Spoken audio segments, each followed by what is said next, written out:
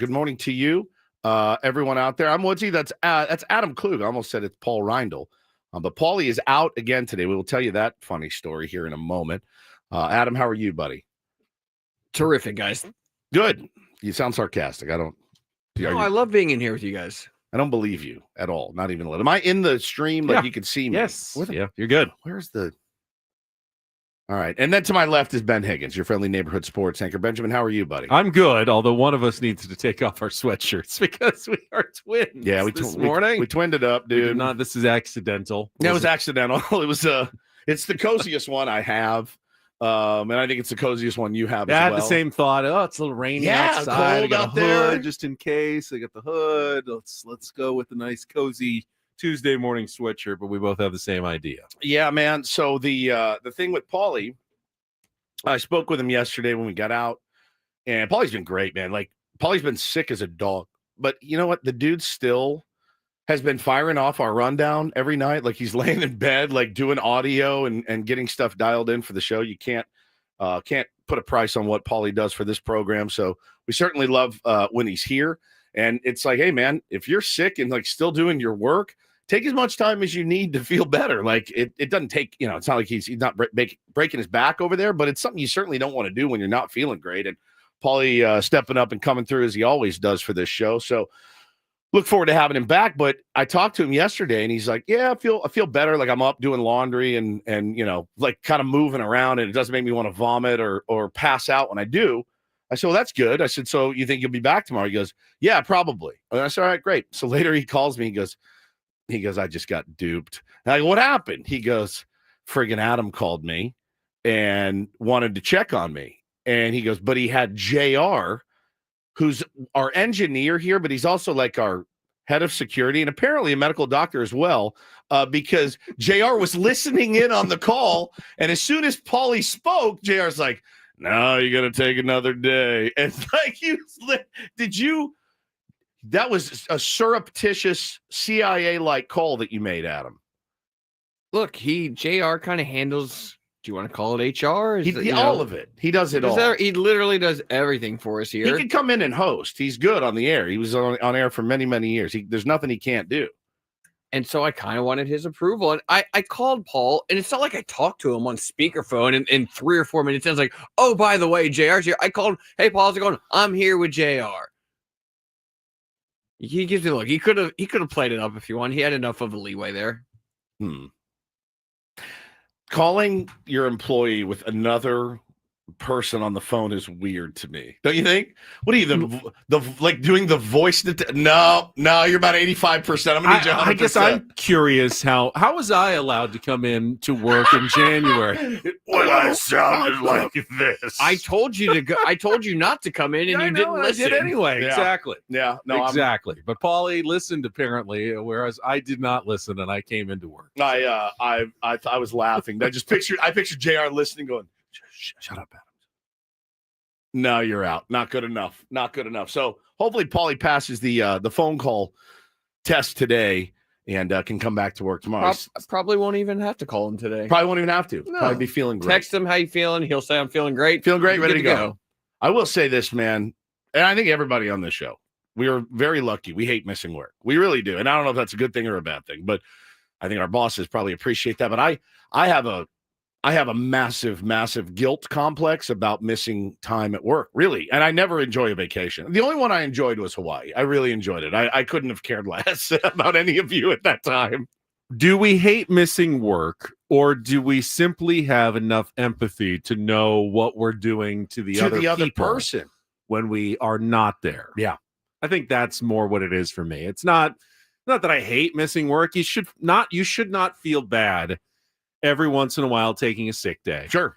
Everybody goes through it. Every employer should understand that their employees will be sick sometimes, and you can't expect them to be in there. But this is strictly, I think, our own feelings, knowing even if the other guy comes in sick, that's actually helpful to us because it helps the show. It helps us get through the show to have everybody here. 100%. So we kind of know that, and we tend to push through a little bit more than we probably should, honestly, and be here on days that we likely should be staying home. 100%. I mean, if I stayed home every day that I wasn't 100%, you guys would never see me. I'd work 3 days a year, but I like this gig. And, listen, I got podcasters out there telling me my business is dying every single day. I need to be in here. I need to be in here grinding. I need to be in here with our audience because I love our audience. Our audience is huge and they are dedicated, and I want to be there for them too. So we were talking before the show. Little segue. We're trying to do a little more, and you'll get this. Both of you guys will get this because you have kids. Adam, you have 3 kids, yes? That's correct. And your oldest is how old? About Bo's age? 10-year-old daughter. Your daughter's 10 now. Correct. Holy crap. She's going to middle school next year, Oh man. my God. Where's the time gone? So she's 10. Then you got a son that's I got a 10-year-old girl, an 8-year-old boy, and a 2-year-old boy. 2-year-old. I bet is a pain in the 6-year gap, huh? The 6-year, the margarita baby. I heard how you said that. Just ask the question. Was Mistake. it on purpose? It was on purpose. Okay. Oh, you did it on purpose. Yeah, sure you did. Sure you did. Yeah. Who wouldn't want to add a third mouth to the litter, right? After 6 years of finally getting in the groove. And then you're like, hey, you know what? Let's make our life terrible. Let's get we did need to upgrade to a bigger car. Let's buy more plane seats for vacations and things like that. More food, more everything. So you guys will get this, though. At night, families tend to scatter a little bit, right? You've had a long day. My wife's on her phone. Maybe she's cleaning up the kitchen. I get the kids bathed and all that, right? You're at work. But like when you were home and stuff, you try to make it a priority to get together at night and be together for at least the last hour and a half before bedtime. And with this new time change, kids are up a little bit later. So we started trying to find a movie that's appropriate. I mean, and for our standards, appropriate for the family to watch. So my wife suggested over the weekend that we watch Forrest Gump. And I said, okay, great. Now I remember Forrest Gump very fondly because it came out. How old were we when it came out? 30 years ago. 30 years ago. Yeah. So I remember it coming out and it was kind of cutting edge back then, 30 years ago. And so the technology to insert kind of Tom Hanks into historical scenes was pretty new back then. It was. Yeah. Now they can do that like no problem on your home computer, but back then it was pretty new. I could insert you into the Civil War before we leave here today. A picture of you running and fighting in the Civil War. Before this break is over, I could do it if I wanted to. So, but back then it was kind of cutting edge. Now I hadn't seen it, Benny, in a long time. In a long, long time. And I put it on and we start watching it and trying to explain some of the cultural significance to, like, my son, they don't know what Watergate is, so when he's calling down and there's men in there with flashlights, like, they're waking me up. You know what I mean? Like, they don't know what Watergate is. So some of it's got to go by. But we watched the movie last night, and I think I've come to the conclusion that it doesn't really hold up after 30 years, which it's not really a knock on the film. What were your thoughts on Forrest Gump? I definitely remember liking it when I saw it. I think I agreed with a lot of people, though, when it won the Best Picture award, which was 30 years ago this month, that it won the Oscar for Best Picture, that it beat like 3 of my all-time favorite movies that were nominated against it. Pulp Fiction, Quiz Show, and The Shawshank Redemption were all nominated for Best Picture, along with 4 Weddings and a Funeral, which wasn't a bad movie either. That movie. It beat out Shawshank? It beats Shawshank, it beat Quiz Show, Pulp Fiction, and 4 Weddings and a Funeral. I think in my lifetime, maybe the best 5-some of movies that was ever all nominated the same year for Best Picture, and I probably would have ranked Forrest Gump 5th, maybe, out of those 5. That's the Derrick Rose NBA MVP award. That is nobody knows what you're talking about. I'm just joking. It doesn't all have to be sports. We got 3 hours and 50 minutes. We can talk all the Derrick Rose that you want. You said you would have put it 5th. Would you have put it 5th that year, though? Would you put it 5th now? Maybe it was a little higher that year. Now it's clearly 5th. It's clearly 5th out of those. Give them again. Pulp Fiction, Quiz Show. Pulp Fiction, Quiz Show, Shawshank Redemption, 4 Weddings and a Funeral, and Forrest Gump. It's 5th. Yeah. So what would be number 1? Pulp Fiction? Shawshank by a landslide. Then Pulp Fiction, then Quiz Show, then 4 Weddings and a Funeral, and then that. And then Forrest Gump. I'm intrigued to know what time you start movies, because I know your kids go to sleep early, yeah. too. So we started last night. Well, we started the night before. So we do like half and half, and I'll shut it down when it's bedtime. That movie goes off. Remember where we are, and we, it's not like the old days. It picks up right where you left off. But they liked it. They thought it was pretty good.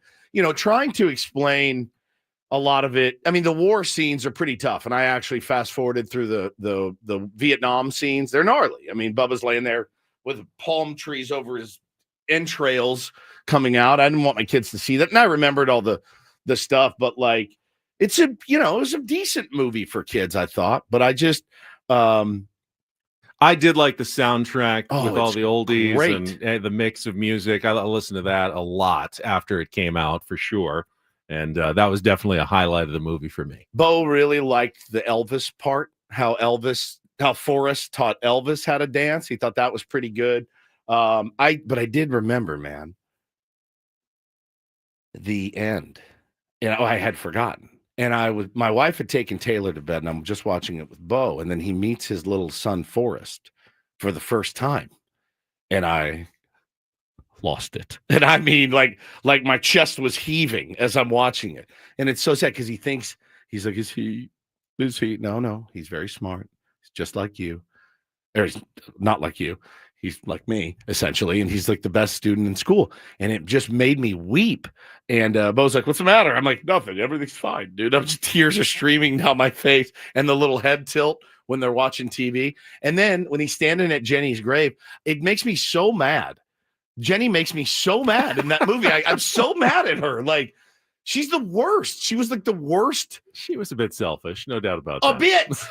A bit selfish, just a tad. She was lost. She was lost. She was lost. A lost girl broken. Of the 60s and 70s, broken and lost. And, she found her way back at the end. Yes, when he was a shrimp billionaire. She absolutely found her way back. And a major investor in Apple. Yes, she found her way back to Greenbow, Alabama. But I'm sitting there watching it last night, looking, and I'm seething inside. I'm like, yeah, this guy deserved better. He just straight up, look at Lieutenant Dan. Look at Lieutenant. He found his sweet angel, got him some titanium legs, came back, and it really is a turd of a movie now that I think about it. But they liked it. They liked it, and it was good. And you know what? Everyone hailed Tom Hanks, who's greatest actor of his generation. Yes. Fine. I didn't think he was anywhere near one of his best roles. He beat Morgan Freeman and John Travolta. Come on! Who were both nominated for Best Actor that year as well. So I don't know. I just don't think any of that holds up 30 years later the way some of the other nominees did. But you ain't got no legs, Lieutenant Dan. It kills me.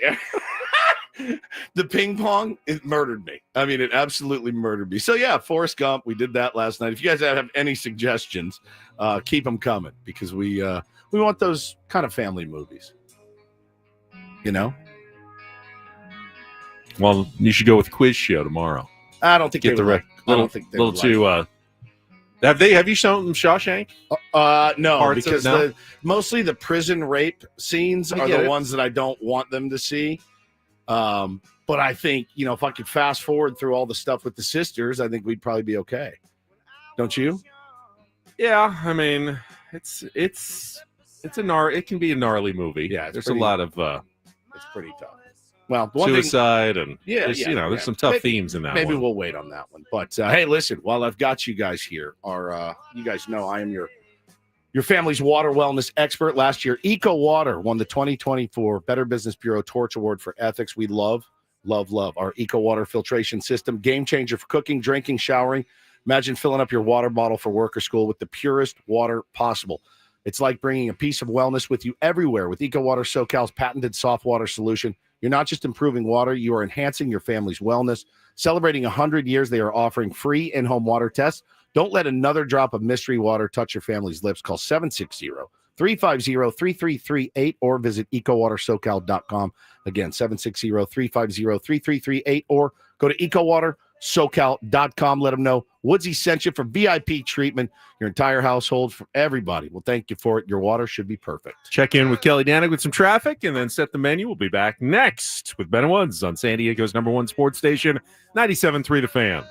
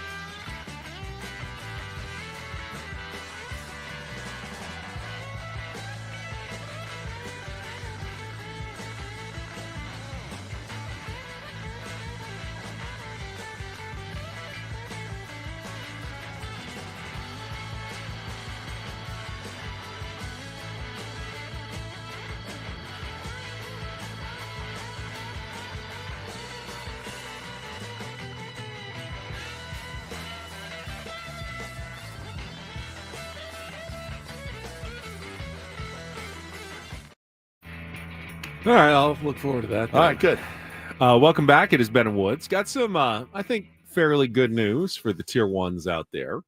It is March, and you know what that means on the Ben and Woods program. Paulie, even in his illness, and I have been working on the field for the Tournament of Drops. Oh, boy. Which, if everything goes well, Paulie comes back tomorrow. We should reveal the field of 32 for this year's 6th annual Ben and Woods Tournament of Drops, and then we'll have our first round matchups, or at least some of the first round matchups for you to vote on Thursday on the program, and we'll go through next week, and we should crown a champion next Friday of our annual Tournament of Drops. I'm gonna tell you guys now. You guys know you've really let us down the last few years with your selections. I mean, I think you've really missed the boat, and I think now they may be doing it on purpose just to make me mad. Don't let me take the voting out of your hands. I will go full dictator and just crown it myself if I have to. After this is your last chance, tier ones, to get this thing right. You've elected some real turds in the Tournament of Drop with some real great candidates going by the wayside. Is it extra sweet because this is against the Dodgers? That's not a winner. Which is staggering. Staggering that one doesn't win. So I'm telling you, man. You guys, Caitlin says, please pick the right one seed this time. Oh, us? Pick the right one seed or them? The seeding really, doesn't really doesn't matter that much. I mean, it's the voting. Ultimately, it's the tier ones who decide. Yeah, the Soto one, I almost pulled your cards, all of you, and said, that's it. We're just going to do it ourselves. When they voted for Soto, the good morning, everybody, which was the worst drop in the field, and it won, I had a problem with that. I think it also shows, though, that there is some integrity to the competition. Oh, 100%. Because I know you didn't want Juan Soto to win. No. There were many other candidates that you would have picked ahead of Juan Soto, and yet the tier ones picked Juan Soto. Yeah, it was infuriating. I think there was a bit of there was a wave of Juan Soto and Padres excitement that may have carried that drop to the title before the start of the season. Yeah. Wouldn't have happened at any other time. Just, and that's how the NCAA tournament works as well. Sometimes it's just momentum and right place, right time, right matchups, and it carries you all the way to the Final Four of the championship. Yeah, George wants how did Carvin guy? He didn't win one. I'm telling you, maybe we overplayed it. I don't know. In my opinion, we didn't play it. Did you catch a game last night? I mean, one of those should have won. Was just so good. So I've never won a tournament of drops. No, you've never won a tournament of drops. At least not yet, but there are there's some candidates this year. Obviously, another strong field going to be revealed tomorrow. What if it's my sexy moan against your sexy moan in the finals? Hopefully they're in different brackets. We could meet, at some point. Oh, that would be interesting. It could be very, very fun. I don't know. I think there's stronger entries. I bet you do. But we'll see how it all pans out when the brackets are revealed. I'm excited. I love it. It's a great time of year. It's our favorite bit that we do. But yeah, very, very fun. Very fun bit. I do know that one of the top seeds in the field is going to be hot beef. Hot beef. Which it's funny because I didn't realize it, but my Shelly, my wife, said, "Oh, I saw that on your merch store. I had to buy one." And she said, "I didn't hear the segment. I didn't even know what it meant. Yeah. Just thought, I just need a shirt that says hot beef." Hot beef. So get yours before the tournament drops. You can have it a potential winner before anybody else. I saw our boy Jordan in North Carolina bought one, was wearing it proudly. I got a text yesterday from our pal JoJo, works for the Padres. He goes, What is hot beef? I missed the segment. So explain again what hot beef is. So I've kind of forgotten how we got there, but it was what back in old England, someone would steal something, instead of yelling "stop thief," they'd yell "hot beef." And he told us the story, and of course we made him repeat it over and over, and they really would. Where did you get this information? The internet. The internet told you that in the 1800s, beef. In 1800s, somebody would snatch something off your table and they'd go, hot beef. And why wouldn't they just say, stop beef? Don't know. I still don't get it. I'd like to do a deep dive on it. Probably should. Probably should have done a it rabbit already. hole. I do need a rabbit hole on that one, man. The hot beef. We can call it the hot beef injection, and I'll inject it into the show. Kind of you do with a brisket, like a little pre-injection. That's exactly right. Meat It's fluids. It's exactly what I was thinking of. Yeah, the hot beef injection on Ben and Woods. So yeah, we have the hot beef. Probably going to lose first round. Knowing you guys out there, I'm sick about this. I'm so nervous that the right ones are going to win. You're preemptively sick. I'm about it. preemptively sick. I'm anxious. I worry about that I've seeded things wrong when there's huge upsets. So So I go, did I miss the boat on some of our drops? So we start tomorrow. We're going to unveil the field The tomorrow, and then the field. voting begins on Thursday. Okay, good. I can't wait. Cannot wait. Yeah. Love it so much. So yeah, it's become a nice March tradition here on Ben and Woods. The best. All right, today on the program, obviously we will talk some Padres baseball coming up.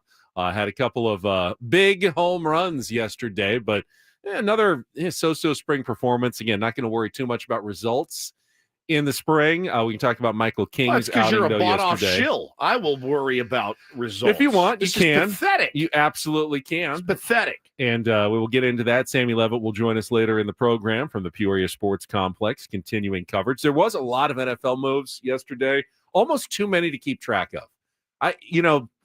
Almost. I mean, I was just telling you guys off the air.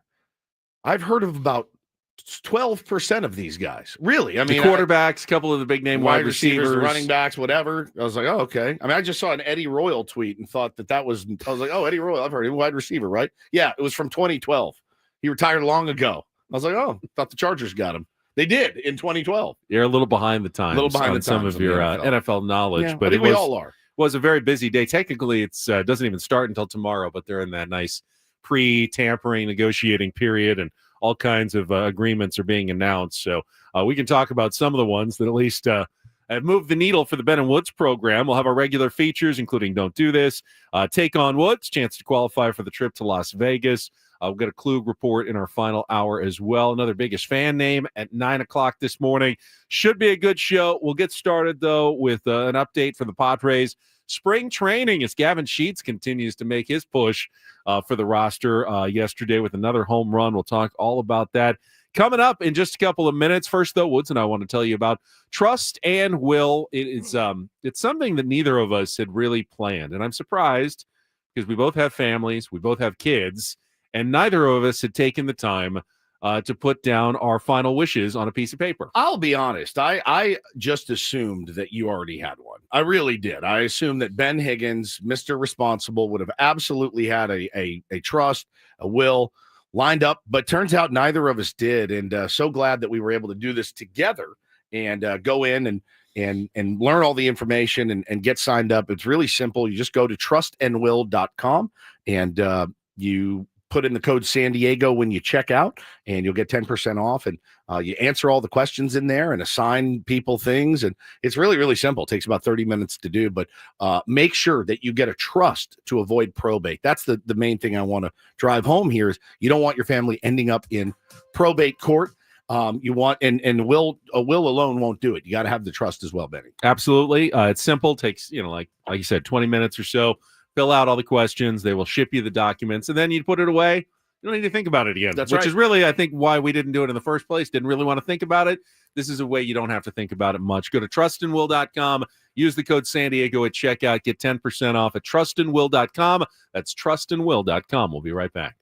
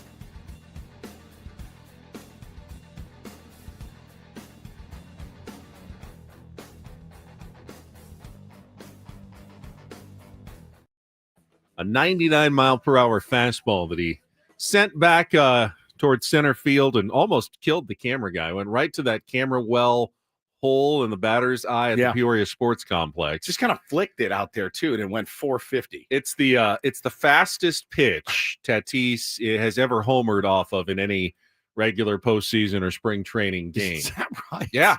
How fast? 99. Man. So, and he was obviously had the flu and then had a few days where he was kind of trying to get his legs back under him. But Fernando Tatis Jr. says, feeling well now. The swing is locked in. I believe his direct quote, as it usually is feels amazing. To have that confidence, man. You can always count on Fernando Tatis Jr. for a good feels amazing. It feels amazing. Quote, feels amazing. It's amazing. After he hit the home run off of Hunter Green yesterday.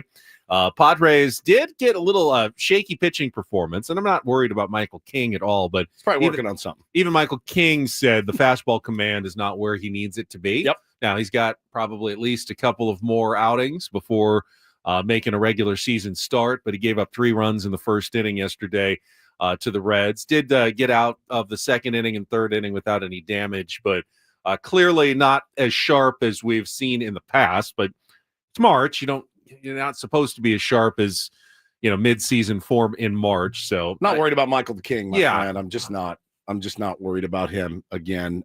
Breaking pitches said we're good. Off speed's looking good, but you got to dot that fastball for him. And you've all seen it, man. When that fastball is on, Benny, there's nobody better than Michael King. When his two-seamer is two-seaming and he's dotting the outside corners, he's working up, down, in, out. He is as nasty of a pitcher that there is in the big leagues, man. The Dodgers' work of art. That game I will never forget. I've gone back and watched some of it since. It is one of the best pitching performances I've seen. So yeah, man, just trying to get the mechanics locked in and being able to put the fastball where he wants it. I'm not worried about him even a little. 3 walks, only 1 strikeout. So obviously, you can tell that the command isn't where he wants it to be. Padres ended up giving up 9 runs, and it was a couple of at least the regular bullpen guys. Jason Adam gave up 2 2/3 of an inning. Bradley Rodriguez gave up his first runs of the spring in an inning. 4 hits, 2 runs. First time he's really been hit hard or at all. This spring training. He's also coming off the flu. He also is coming off the flu. It is pretty much circulated. It was kind of starting when we were there and then continued to kind of circulate around the Padres clubhouse. So a lot of guys have dealt with it.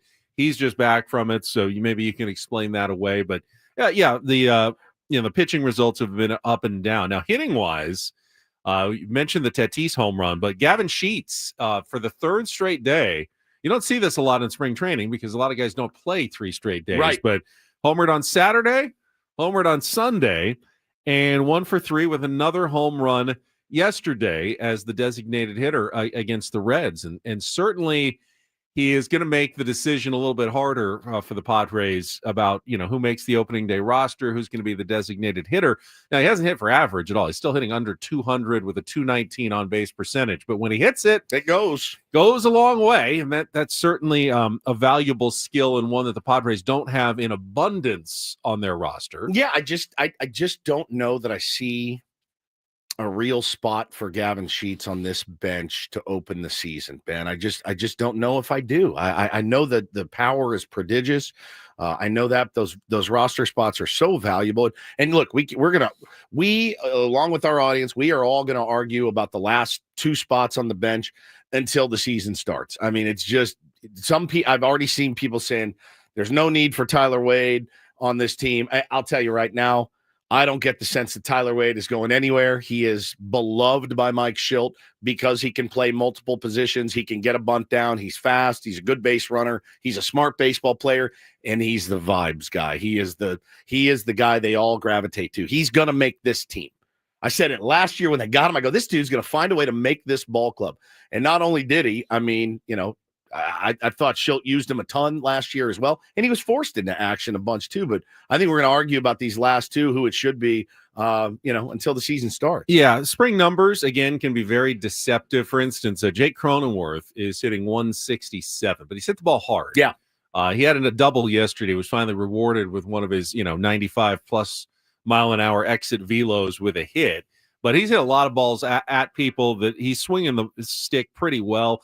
Xander Bogaerts has quietly, started to at least hit a little bit. I think he's, I don't know, 3 for his last 9 or 10 or something. He's up to 250. Not that that's, earth-shattering, but you want to see the progression as you get a little closer to opening day at the start of the season. So Bogaerts has hit better. Jason Hayward has really never gotten it going offensively for the Padres this spring. Well, you thought Manny was going to get off to a real hot start this spring. He did get off to a hot start. He took the first pitch he saw. He hit it 430 feet to the opposite field for a home run and hasn't done much since. He's batting $1.25 right now, Benny.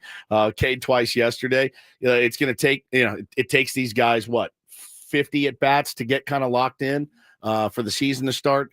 And, I would expect to see the regulars getting some more work here soon as we ramp up, just a couple of weeks away from the regular season. Again, there's guys you worry about and there's guys that you don't. I am worried about Hayward. And yeah, I know he's a veteran, and I expect him to be on this team. Well, that's why you're worried about him, because he is a veteran. He's a veteran. He's got 16 years in the big leagues, and you wonder, all right, man, like we talked to him. It seemed like he had gas in the tank. Great freaking dude, man. One of my favorite interviews we've ever done. But at the end of the day, you got to have guys that can perform. And I don't know that you can just plant a guy out in left field that is not swinging it at all, And I think, I've seen a couple, like he's 16 years in the league. He's a veteran. Like, it's one thing to accept no offense from your catcher position. Correct. And say, hey, we're going to go defensive-minded behind the plate. And while catchers went 0 for 3 again yesterday, Elias Diaz threw out Ellie De La Cruz at second base. Pretty good. Campy had a good throw, actually. Would have been an out. Jake didn't hold on to it.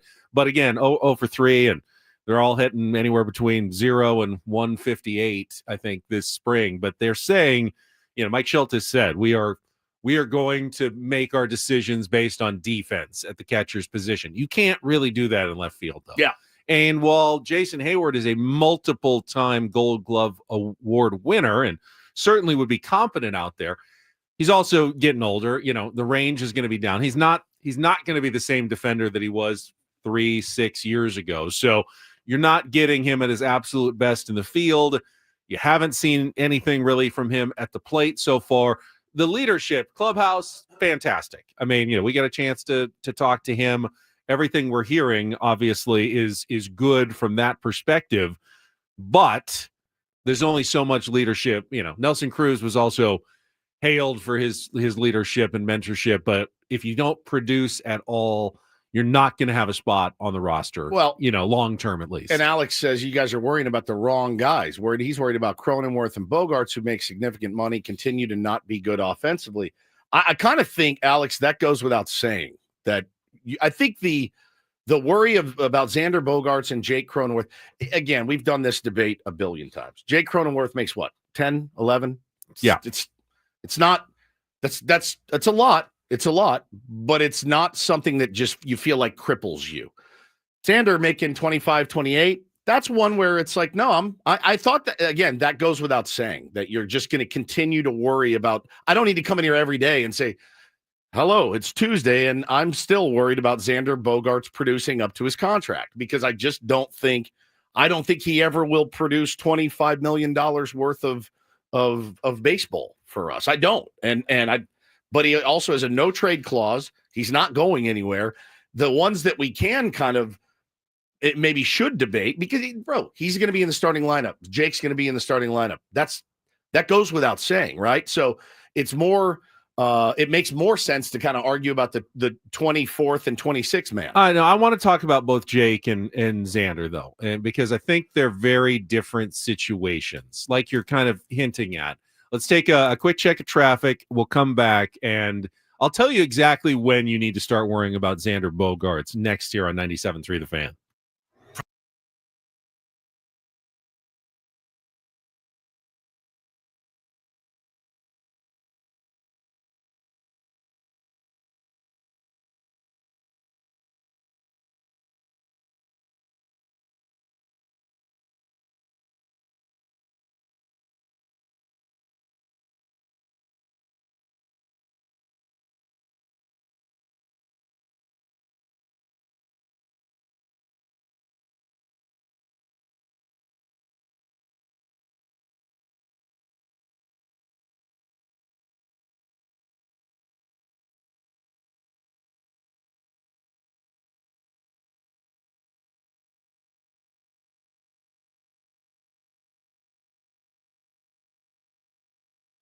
Woods, as much as Jake has gone through some slumps and ups and downs the last couple of years, and people have talked about his contract, would you agree with the statement that he is still one of the best second basemen in the National League? Correct. Now, the bar is not incredibly high at second base in the National League, but Jake Cronenworth, as I said, he's hitting some line drives.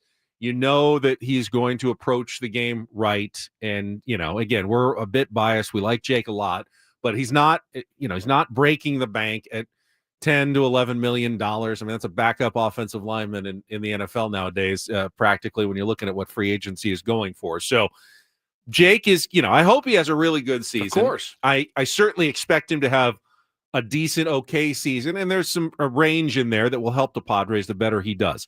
Xander, though, is obviously the much bigger issue, as you said, with the bigger contract. Right now, though, from my perspective, it doesn't, as a fan, doesn't really do me much good to worry about Xander Bogaerts, because there's nothing else the Padres can really do. I mean, if he gets hurt, they'll throw in Iglesias probably out there at short. It's not like Tyler Wade is kicking down the door to take Xander's spot. There's no one there right now who you could say that Xander is stopping them because he's making too much money and he has to play. In a year or so, though, if Leodalis DeVries continues to develop and has a huge season in the minor leagues and is pounding down the door to get to the big leagues at shortstop, at that point, then you really do have to worry and about Xander Bogaerts and go, all right, now he's not only not producing, making a ton of money, but he might also be blocking your best prospect from getting to the big leagues at the position he should be playing. I have faith in AJ Preller that he's not going to let that happen. Yeah, I do too. I mean, at some point he's going to have to recognize the shortcomings of Xander Bogaerts on that contract. Yeah, I mean, again, Beans is like, how long are we going to vouch for Jake? I mean, look, he's 31 years old, plays a really good second base, really, really good second base, can play a really good first base when needed as well. I mean, for him, there's no real upgrades out there. Correct. Over Again, Jake. like who is he flawed? Absolutely. Would you want Iglesias there? Would you want Iglesias at short and Xander at second? And I don't know. I mean, I think he can do better, and I think he knows he can do better as well. But he doesn't keep me up at night, right? The guys that keep me up at night, Xander Bogaerts keeps me up at night. That's the one that I'm just like, man, I really want it for him because it's got to be an awful feeling to be basically a shell of the person you were at the last team that you played for. I see in our chat, let's not fall in love with Jose Iglesias. Exactly. There's a reason why he signed a minor league deal. Dude, exactly. And I'm happy to have him. He had a great year last year. Half season last year. He did. But holy cow, like we can't do this every time you get a new toy of like, just kick this guy out and bring this guy in. I mean, you're going to need all these guys at some point. And again, like AJ Preller, we talked about it a lot when we were out there. He's got to catch a little lightning in a bottle again, like he did with Solano, like he did with Peralta, like he did with Higashioka. He's got to. So one of these 9 guys that he picked up, is it going to be Gavin Sheets? Is it going to be Jason Hayward? Is it going to be Jose Iglesias? He's going to have to catch lightning in a bottle, and Jake's got to play up to his capabilities, as does Xander. We got to be strong up the middle. We just have to, which also means one of those catchers that he grabbed, they have to catch a little lightning in a bottle there as well. So it's a tall order, and it's kind of crossing your fingers in a couple of those scenarios. But again, what are the alternatives? Give me, if you have a problem, give me your solution. What is the solution? Or are we just going to bitch about it? There is no Xander Bogaerts solution. Correct. This year. There's none. He's your shortstop. He is your shortstop. You will ride with him. He will be as long as he's healthy. He will be the regular starter. Now, if you get a few months in, and every time Jose Iglesias comes into the game, he's been killing it, and he needs more playing time. At that point, you may have to start giving Xander more rest and changing your strategy a little bit. But that's not going to happen in the first 2 or 3 months of the season. Xander's going to get every opportunity again to put together a somewhat Xander Bogaerts-like season, and the reason they signed him for a giant contract. Correct. It is the 3rd year of 11. They really have no other choice in the matter other than to ride with Xander Bogaerts as an everyday player for the San Diego Padres. It's the soup analogy. Here's your soup. Eat it or don't.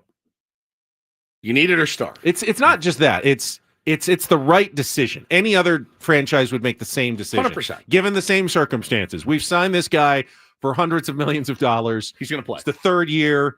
He's, age-wise, he's still in his prime. Yep. He has been an all-star, MVP type performer in the not so distant past. He's going to play. He would play on any team in baseball, given those circumstances. Correct. That's not a Padres thing. That's a baseball thing. And for us to even entertain the notion that anything else is going to happen is just silly at this point. Yeah. Xander Bogaerts is going to be out there. No question. And should be out there, actually. And I think Jay Cronenworth's going to be out there as well. He will be. I think they're going to be the guys anchoring it up the middle, rooting so hard for both of them. Need them to produce. If Jose Iglesias produces, and he doesn't have hit yet at spring training, it's just been 3 days, but if he does, they will find plenty of spots for him to work around the infield. Yeah. DH. You can play 5 times a week without really being a starter because you've got opportunities to get guys off their feet, move them around. You've got the DH. Anybody who performs, whether it's him, whether it's Gavin Sheets, Connor Joe, Eggy, they will have an opportunity to play. You've got lots of positions in Major League Baseball, and the Padres actually have some flexible guys who can move around. They do at this point, so they will figure out a way to get the best bats into the lineup. Yeah, but I mean, just again, like complaining about Xander this year, it's kind of like peeing into the wind. You can do it, certainly, man. Fan how you want. There's just not much anybody can do about it. And I tell you right now, or should. And I'll tell you right now, if you could go back and undo it, he would. He absolutely would. And Xander probably wouldn't come here. Xander would have probably taken less money to stay where he, was comfortable and beloved and everything else. It happens. It happens a lot in baseball. We are not the only team to have a move like this. And somebody made the Rendon comp, and they said, yeah, I mean, at the end of the day, like at least he's available. He's been banged up the last couple of years too. If he stays healthy, I think he's capable of having a good season. Think about Crony. Crony's going to be out there. Crony plays every day. That has value. Guys that show up and post, it has value. So anyway, whatever. All right, we'll take a time out, come back top of the hour. What does Woods think about Justin Fields going to the New York Jets? Wow, what a move for those Jets. We can talk a little NFL when we return with Ben and Woods on San Diego's #1 sports station, 97.3 The Fan.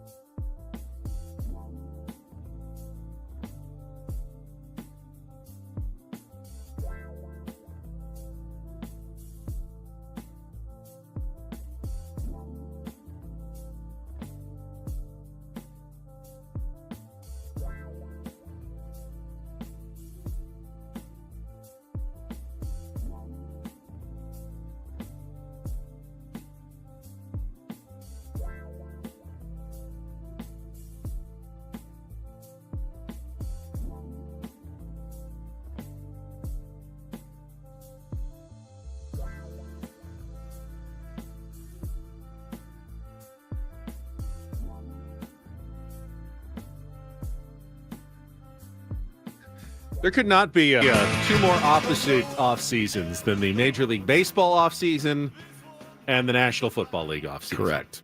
Major League Baseball is a slow burn in the off season. You get a signing here, a signing there, and a lot of guys will wait until January, February, finally get desperate, and they sign a contract.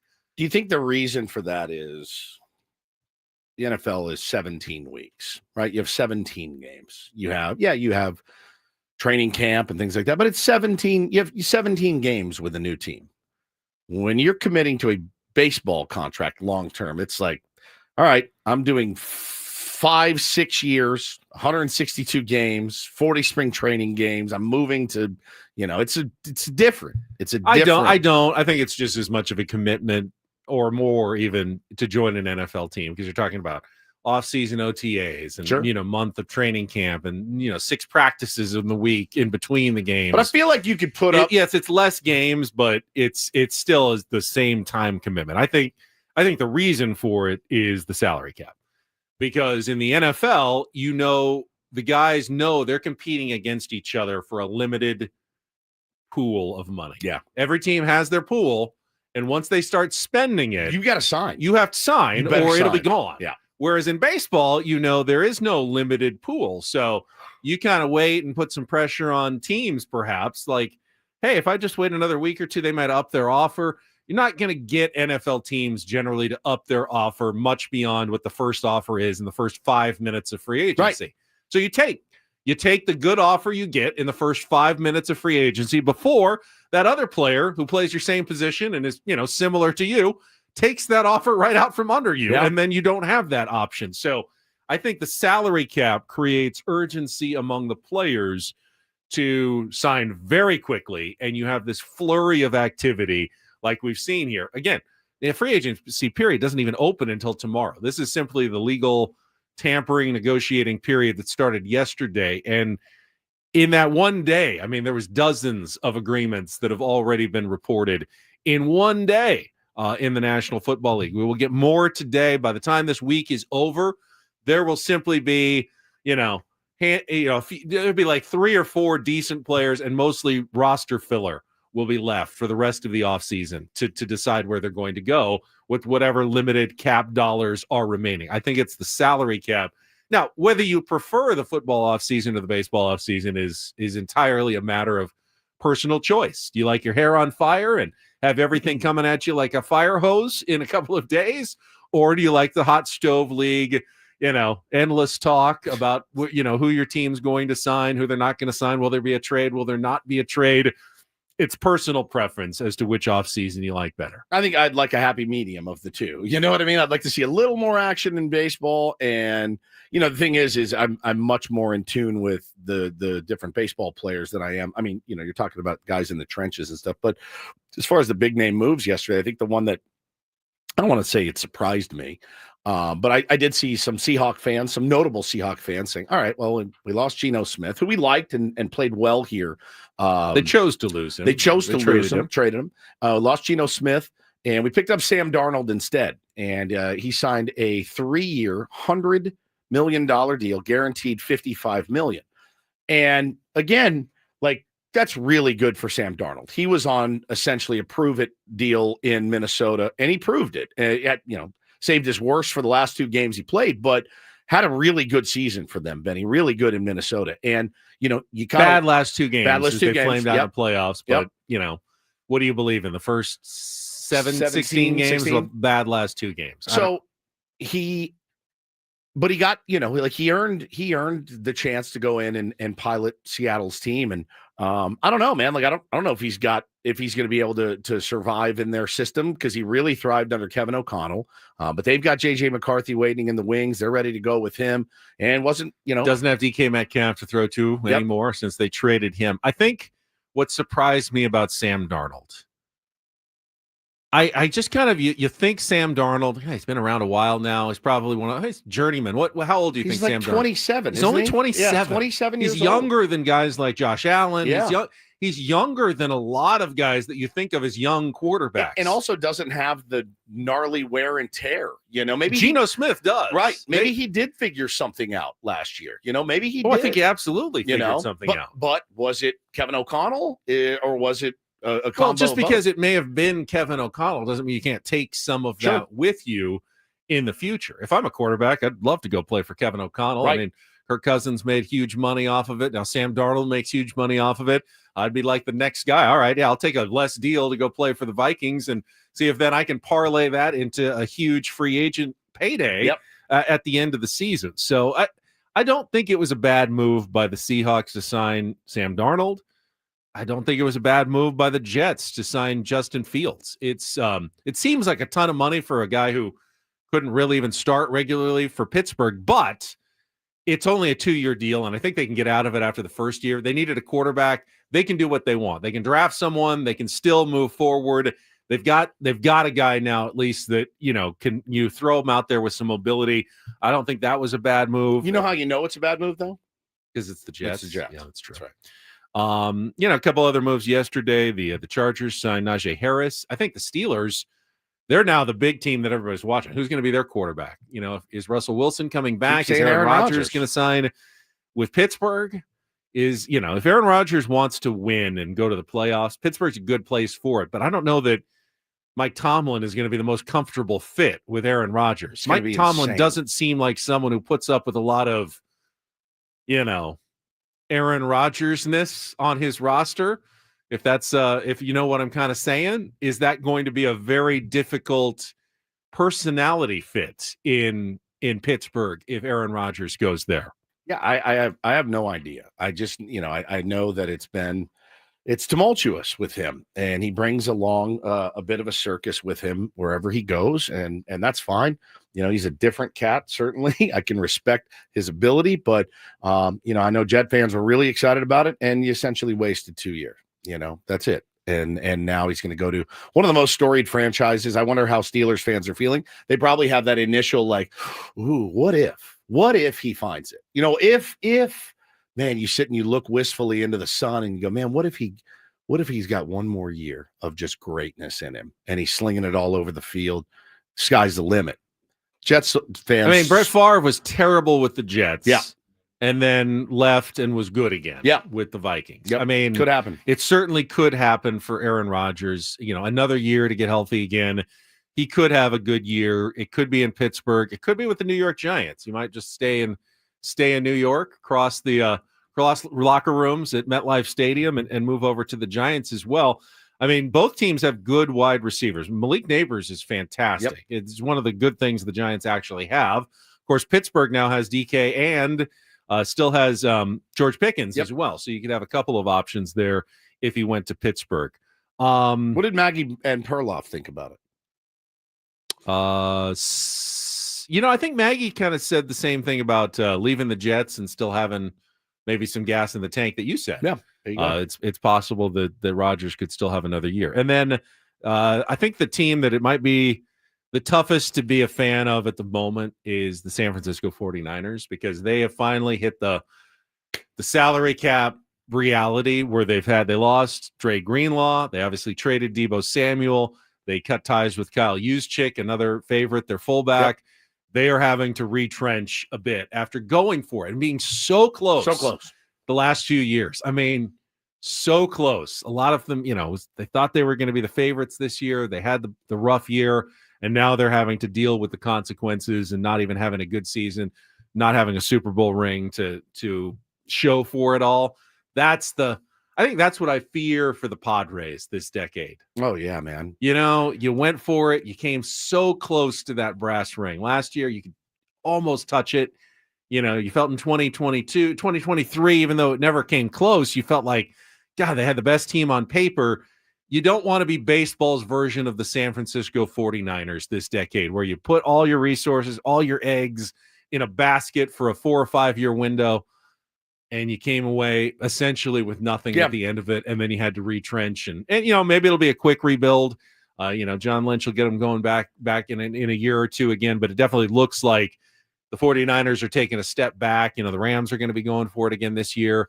And they're definitely not going to be the favorites to win their own division. And I think a lot of people are making that Yankees comparison too right now with the news that came down. Garrett Cole definitely getting Tommy John surgery. He's 35 years old, Benny, and people are going, all right, well, this is that clearly didn't work. The last World Series was in 2009. You went out, you spent a fortune on him. You spent a fortune on Aaron Judge. You got that close last year, and now you go into the season with no Garrett Cole and lost a couple other starting pitchers, and you're like, this could be it. Last year could have been our only chance, and yeah, I don't want that for the Padres at all. I don't think AJ Preller is going to let that happen. He continues to try to make this thing work, and but yeah. like the 49ers, every year that he goes for it, you put yourself a little closer to like, we have no other option. Correct. If they traded Dylan Cease and or Michael King right now, they might be able to add flexibility, extend the window, bring in more players that help them at the end of the decade, but it would come at the expense of this year. Yeah. And they would definitely be damaging their chances this year. But they keep those guys and they get nothing for them, well, then you're damaging your chances in 2026 and 2027. It's a good point our pal Satan's Blowfish makes in the chat. He says, I think if AJ keeps the prospects flowing, he'll keep the creditors at bay, so to speak. I agree with you. And again, the development, that's why, again, though, that's still a risk. Like, you're putting a lot on these kids' shoulders, this Ethan Salas and Leo DeVries. And yeah, there's going to be some other guys that rip through the system. We've already seen and heard about a bunch of those guys. You have a stockpile of those? Yeah, you can. You can keep those creditors at bay for a while. But again, you got guys that are on that kind of precipice of, in their prime, probably going to start declining soon. So I can understand his vision. I really can. It's like, no, man, like I want to try to take advantage of this while I can. I don't want to try to win a World Series when Manny is 37, 38. And you got four guys vying for first base that you're moving off of, third and short and second. But I agree. You keep the prospects going. You don't trade a ton of them. You keep your best guys, and we ride. We see what happens. It's really been AJ's strength. And again, have they all turned into stars with the Padres? No, but he's had enough capital to make trades, whether it's from the international signings or the draft, that he has been able to keep that spigot flowing. Now he's got to get it, fill that tank up again, but you feel confident that he's going to be able to do so because he's done it before. And they count him out every year and they say, oh, he's emptied the tank again. He's emptied the chamber. Does. And then what happens? The chamber is refilled. It absolutely is refilled. He puts a lot of stock into scouting and that's their bread and butter. So yeah, man, his problem is though, he moves so many of those guys that he's continuously having to refill the cupboard. And it's, someday it's going to bite him in the ass. It really hasn't yet. I don't feel like it's bitten him in the ass yet. We haven't won the World Series, but you know what I'm saying. Yeah. All right. Don't Do This is coming up next. A merchandising snafu that Major League Baseball was dealing with yesterday that I found kind of amusing. We'll get to that and more coming up next. First, I want to tell you about Prize Picks. It's the best place to get real money sports action on daily fantasy picks. With over 10 million members and billions of dollars in awarded winnings, Prize Picks is making daily fantasy easy and accessible to everyone. All you have to do is pick more or less on between 2 and 6 players, set your lineup, and you have a shot at winning up to 1,000 times your cash. Right now, it's basketball season, but baseball season is fast upon us as well. You got obviously tournament time here in the month of March. You're going to have college basketball plays all over the place. You're going to be watching the sports. Might as well be setting fantasy lineups as well every single day. The way you want to do it, as often as you want to do it. It's very easy. Just download the app by going to prizepicks.com. Use the code KWFN at sign up. You're going to get $50 instantly. When you play your first $5 lineup, I've done it. You can do it as well. $50 instantly when you play your first $5 lineup by using the code KWFN at Prize Picks. Run your game. Must be present in certain states. Visit prizepicks.com for details.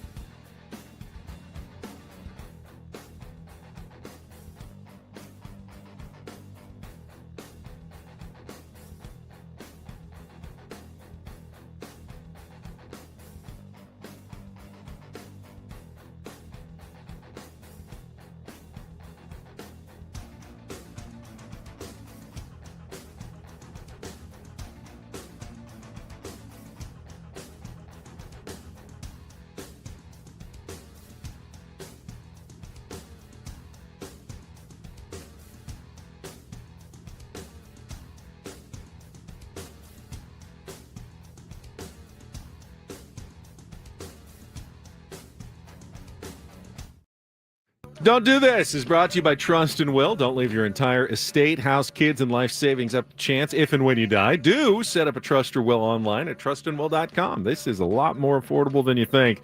Visit trustandwill.com for more info. All right, I will get us started with a, let's call it a minor. It's a lighthearted one. A minor controversy in Major League Baseball, somewhat lighthearted, but I'm sure it's going to cost someone a lot of money. Yes, because Major League Baseball put out their alternate spring training hats. They're, I mean, if they're your style, they're your style. But they have the team, either the team name or the city. But then on top of that is the logo, like mashed up as a. It's hard to describe it. They put like the so it says Blue Jays, and then over the UEJA, there's a big Blue Jay logo. So it basically says Blue YS. Like you're obscuring half the of name of your team or city. It's messy. It's busy. Now my kids would probably love it. They wear all the fun and funky hats. They look good doing it. It's not for me. I don't think it's for us. Yeah, this is the New Era Overlap 5950 collection. Overlap is the perfect word for it. That dropped yesterday. So the controversy came in the form of the overlap hat for the Texas Rangers, which Texas says Ranger. Texas behind it, and then it superimposes the T logo of the Rangers right over the X in the middle of Texas, which when you read it then forms the word Tetas, which apparently in Spanish means yes, exactly. Yeah, bosom. Yes, it's and so they have pulled that hat because it's a somewhat vulgar, I guess, reference in Spanish to the chest region of a woman. But honestly, I think. Well, how about the Angels one? Well, so there's a bunch of them that are weird, Like Padres looks like it says Paz-Days because it's the Paz-Days, and Mariners says like Macers because the S is over the middle of Mariners. Do the Angels. I will get there. Instead of, it says Arizona, but it has the A, so it says Ariana. So if you're like a Ariana Grande fan, I watched Wicked last week. Did you? Could get an Ariana hat. The Nationals says Nationals, but it has the W, so it says Nawals. Which kind of like the animal, like a narwhal. And then Boston's Bobon. And then there's the Angels, which has the A over the G in Angels, so it says anals. Yeah. And then there's the Astros, which has the H over the T, so it says asshos instead of Astros. Assholes. That's insane. So it's not really just the Texas one that doesn't work. They have a lot of new areas. Miami's is Mamimi. that are problematic here. The Karstlols. Pittsburgh. Burrs. I mean, everyone was going Cincinnati. Everyone was going with the Texas one as the problem. I'm looking right at the Houston one. I'm not going to wear a hat. Assholes. Isn't that worse than the Texas one? Newark. It's again, these are horrible. How many people hats. signed off on the making of these hats before making these hats? What are the A's ones? Oh, they did athletics. Okay. Huh. I just don't know. I don't know who these are for. They're for little kids, I think, right? But you can't have a little kid walking around with an anals hat on, I would imagine, right? It's probably not one you want that to go down with, my guess. Sorry. Do you guys remember when we were kids, Ben, and the White Sox came out with the really cool black, the white logo? It said SOX, and it was in like old English. I remember a kid at my school blacked out a part of the O, and it said sex, and it went down like I'll show you, like on the logo. If you black out the one little white line, it says sex. The on vice it. principal and was not happy. He showed up to school. We were all like, "Whoa!" so I don't even, how do you even think of that? I think he's running the space program right now. He's genius. But I remember seeing that when I was a kid and it was like, ooh, wonder if they did that on purpose. But anyway, so yeah, so what's the update? Did they pulled They them? pulled the Texas Just hat. the Texas Just the one. Texas hat, but I guess you can still buy the rest. Still buy of them. anals. Yeah. Anals is still Astros. Astros is still out there. No. Pretty interesting. I had one that I wanted to do. Well, you were going to do the baton one, right? Yeah. I wanted to talk about Mo Vaughn. All right, you talk about Mo Vaughn. Did you see the story that came out about Mo Vaughn? I remember, I'm so old, Benny. I saw him play for the Pawtucket Red Sox. The Paw Sox. The Paw Sox back in, Don Orsillo may have been calling those games back then when a young Stephen Woods was going to watch games in Pawtucket.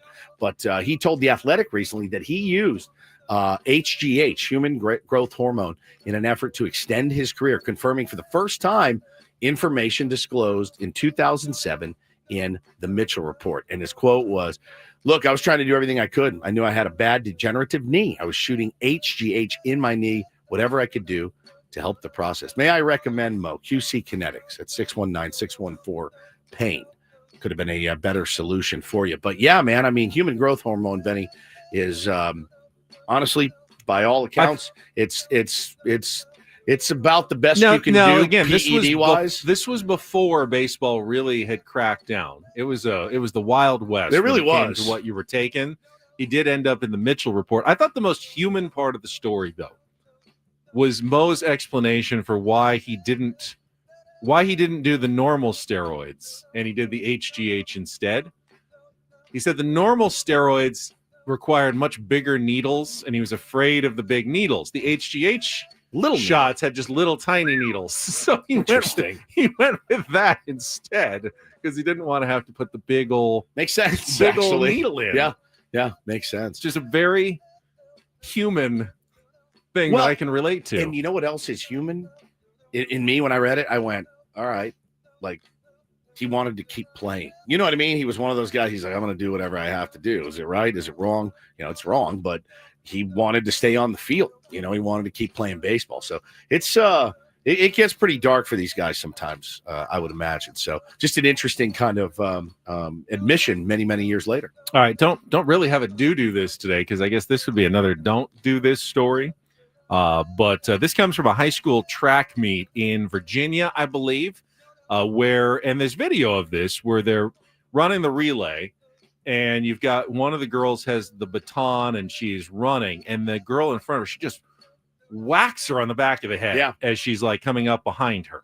Now, the police are investigating the incident as a potential assault. The runner, Alayla Everett, hit Kaylin Tucker in the back of the head.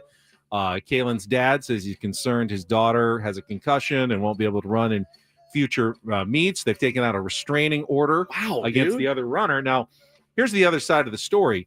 The girl who's accused of hitting her in the head said it was totally an accident. She was, as you're running, you're kind of flailing her arms, and it looked like she was just whacking her in the back of the head. It was a very Tanya Harding, Nancy Kerrigan, kind of moment, though, where you're just whacking someone with a baton. Looked like it was kind of intentional and on purpose. It's something my 7-year-old would do if he was losing a race. Yes, it 100%. looked like someone's frustrated and they're losing. My wife's probably laughing right now because she knows it to be true. Everett claims the camera angle made the strike look intentional, but he claims her baton just got stuck. Stuck. I don't know. Stuck is the right word. Yeah, no, it was. If you see the video, it's pretty obvious what she was doing. She says, "I lost my balance, and when I pumped my arms again, she got hit in the head." Yeah. She said, "I would never hit anybody on purpose." Right. Well, that is don't do this. Somebody said, show the video, Adam. Don't do this with Ben and Woods on 97.3 The Fan. All right. Speaking of don't do this, I'd imagine that some Padres fans are going to say don't do this to the newest USA Today ballpark rankings that just came out. Oh, boy. Here we go. Now, the Padres very proud of America's top ballpark, but is that still the case anymore? According to USA Today, we can get into that and more coming up with Ben and Woods here on 97.3 The Fan. First, though, Woods, you're going to tell us about Loan Pronto. Oh, my fellow homeowners, listen up right now. If you are feeling a little bit underwater, credit card bills piling up, look, it's a great time. You've accumulated some equity in your home. Great time to use it with Loan Pronto. Don't go through another year with all the high interest debt. Let Loan Pronto help you wipe it out right now with their rapid equity loan. Makes it easy to pay off all your credit cards or tackle the 2025 home improvement project. Get cash in your pocket fast. No appraisals, no paperwork, no waiting. Their AI-driven technology gets you approved and funded in as little as a day. Low fixed rates, lightning fast transfers. You can do it too. Consolidate your debt, improve your home, take control of your finances. Imagine being credit card debt-free by this time next week. Call Loan Pronto now, 619-207-4336, or go to loanpronto.com. Get your free rate quote now with no hard credit pull, 619-207-4336, or loanpronto.com. Equal housing lender, NMLS 1661781, subject to lender approval, NMLSconsumeraccess.org.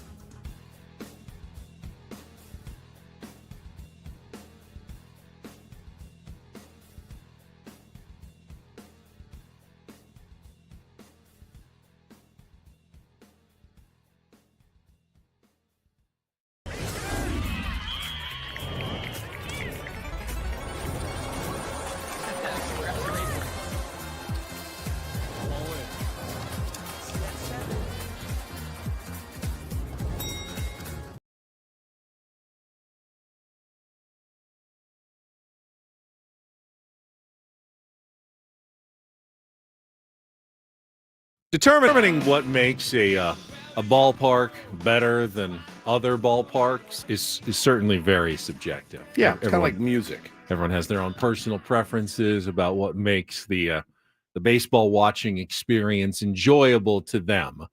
But I do think there are some commonalities that most of us do enjoy. Good weather, good sight lines, good food options. Good team for me. Good team, Makes that can make a difference as well. 100%. Every year, there's various different sites that actually come out with ballpark rankings. USA Today has been doing it for a while. And back in the day, Petco Park has been number one. And, Padres have leaned into that. They've never been number one. Adam says they've never been number one. In USA Today? They've definitely been number one in some rankings. Ken Palm. Okay. Ken Palm. Oh, no traffic. I see. I'm getting the wrong signals from. You can just crack the mic and talk to us. Yeah, we like to embrace the suck on here. It's fine. It's fine. Tell everybody what you. I was trying to tell Ben that traffic wasn't ready yet, but now it also is ready. Okay, but now it's it is ready. All right, but that's okay. I'm not going to traffic just yet. But I do believe Petco Park has been ranked. Ken Palm did it number one before. Are you sure it wasn't Bart Torvik? It was Torvik, actually. That's where I had forgotten. It was John McGillicuddy's ranking. The ballpark net rankings. Yeah, ballpark the net. Yeah. This year, just like last year for USA Today, though, Petco Park is not number one in the rankings. You know who runs that outfit over there? I think it's Bob Nightingale. He's definitely influential, I'm sure. But I would think, I see Bob a lot at Petco Park. I see him. I think he loves Petco. If he has a vote, I would imagine. An inordinate amount of time at Petco Park if he doesn't really like it and think it's one of the best ballparks. So. Purple says Padres were number one in 2023. In 2023. Okay. We in slid. 2024, they slid from first to sixth, and they are now sixth again. We redid Gallagher Square. It's even better than it was. Now, that doesn't mean other parks haven't also gotten better in the last year. I've not seen this list. All right. So you're telling me there's 5 ballparks better? According to USA Today. Okay. Yeah. Or Oracle Park in San Francisco. You want me to tease it for you, and then we'll do traffic, and then we'll come back with the newest USA Today ballpark rankings that just came up next on 97.3 The Fan. From the 855 Get Ross Traffic Center, protecting San Diego after accidents or injury, here's Kelly Danick. Traffic is sponsored by Valvoline Instant Drive Thru Oil Change, your trusted instant drive thru oil change. A couple of new problems here, guys. Getting reports of an encampment fire near the Claremont Mesa Boulevard on-ramp to southbound 805. Some smoke visible from the right shoulder. Also west 8 before the 805. Reports of a stalled car blocking the slow lane. And on the coastline, southbound 5, right before Encinitas Boulevard, there's a collision involving several vehicles. They're all over the right shoulder. Yes, continue to take it extra carefully out there, guys. Leave extra time for travel. Getting a nice break from the rain in a good part of the county, but more is expected. And we have still got some slick roadways to deal with. Stop by any of the 30 San Diego Valvoline Instant Oil Change Centers. You don't have to get out of your car, and it usually only takes 15 minutes or less. Plus, get a free courtesy check of your tires and battery. Visit SoCalOilChange.com for directions and discounts. SoCalOilChange.com. I'm Kelly Danick with Ben & Wood, San Diego's #1 sports station, 97.3 The Fan. I'm also curious between the three of us how many of these ballparks that we have actually been to over the course of our baseball watching lives. But you want me to count down top 10?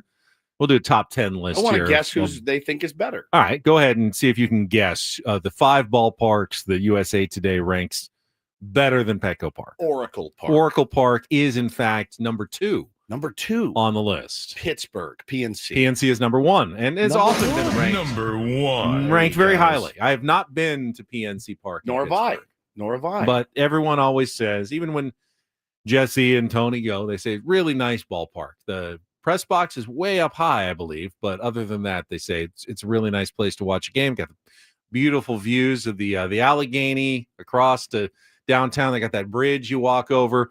Seems very pleasant at PNC Park. So those two got the top 2. Yeah. I bet you they said, what about Philly? Nope. No. Okay. Now, Philly is number 13, Oh, Citizens okay. Bank Park in Philadelphia. Not one I've been to, but one we will be going to later this year. Couple months. Yes. Can't wait. I don't know. Fill me. So they're going a little history. Wrigley Field is number 3. Bro, come on. Now they have done some upgrades. I went to Wrigley Field long ago. Yeah, I was there last year before last. I didn't go in, but I saw the upgrades. Okay, fine. So they have done some upgrades there. Baltimore. Oriole Park at Camden Yards is number 4. Okay. And then number 5 is Fenway Park. Okay. In Boston. So I mean, look, it's totally different. And they put in a lot of upgrades there. Do they have any criteria here? Not really listed. It's just basically this is our number. It's an arbitrary list. Let's see. Network reporters and editors rank them from 1 to 30. And then they just, give points. I don't know how many people actually from USA Today voted, but it was some sort of like poll system, and this is what they came up with. So I went to Oracle last year. I will say it is spectacular. It's my 1B. It's my 1B behind Petco Park. Brilliant. A brilliant layout. Really fun place to watch a game. The food was fantastic. It was great. It was really, really cool. It's right there on the water. I mean, there's not a damn thing wrong with Oracle. I've been to Oracle. It's awesome. Very solid. I've been to Wrigley long ago. Yep. I've never been to Camden Yards. I haven't either. Never been to Fenway. I have. Went to Boston. Great place to watch a baseball. It is. Yeah. Padres, you feel like you're right on top of the field. Padres are 1 ahead of Dodger Stadium. Not a huge fan myself of Dodger Stadium. No. Weather's nice. I know. Yeah. Other than that, it's fine. It's very, very big and not that easy to get around. I noticed at Dodger Stadium. I having spent 3 games there in the playoffs this last year. I hadn't been in 3 or 4 years before that, but not a huge fan. Coors Field comes in at number 8. I've been there. It's a good park. It's not bad. Not a bad park. It's a good park. T-Mobile Park in Seattle, I have not been to, number 9. I went to the old Kingdom, which was actually pretty fun to watch a game in there. But and then Target Field that I have not been to is number 10. That's in Minnesota. That is the Twins ballpark. Twins. No, probably never get there. It's one of the states I haven't been to. Now you have been number 12, Kauffman Stadium in Kansas City. Yeah, I loved it. You liked that one a lot. I really did. It was such a great experience. It was really cool. Truist Park, the home of the Atlanta Braves. I know that Adam has been there a number of times. Is it number 16? Have you not? I've only been once. Oh, I went for the World Series. Seems like a very generic-y park. And it's way out in the burbs, right? In the burbs, and it's kind of in the middle of they call it the Battery. It's, shops and bars and restaurants all around with the stadium in the middle. It was a cool experience. Well, yeah, you're going to a World Series game. Right. You know, that's pretty special. I just mean the surrounding area. But it's kind of a beating to get to, isn't it? Yeah. Yeah, traffic and all that. You got to park like way outside of it and then make your way through everything to get to the stadium. I love I love a stadium that's right in the heart of the city. I love it. There's just truly nothing better than that. Nothing on the planet is better than that park. Walk over, the surrounding city is there. It's just great. It was such a divisive point when Petco Park was first proposed because we were so not used to going to a downtown ballpark. Right. Everyone was going, where are you going to park? Right. I mean, you can't possibly find parking for a baseball game in downtown San Diego. We've managed pretty well, I would say, over the last 25 years or 20 years plus of Petco Park in finding parking, getting into what about the worst ballparks? This is the bottom 10, including at number 20, Yankee Stadium. I've not been to the new one. The new one, the old one was unmatched. Incredible. It's disappointing that they wouldn't have a better venue. I imagine maybe one of the things knocking Yankee Stadium as well as Petco Park is, both very expensive ballparks to attend. Well, so is Oracle. I mean, Oracle was that's pricey. True too. Yeah. Let's see.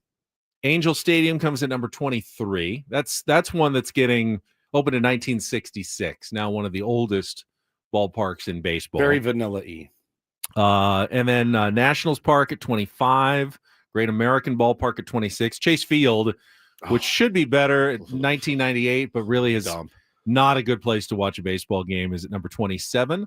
And Rate Field, which has been changed its name from Guaranteed Rate Field, is just Rate Field for the White Sox, is at number 28. And then they have not great. Obviously voted on the other 2 ballparks that have not been used yet for major league teams. Where are the Guardians? The Guardians are low. They are in the 21, yeah. I'd like to 19. I'd like to go to that park.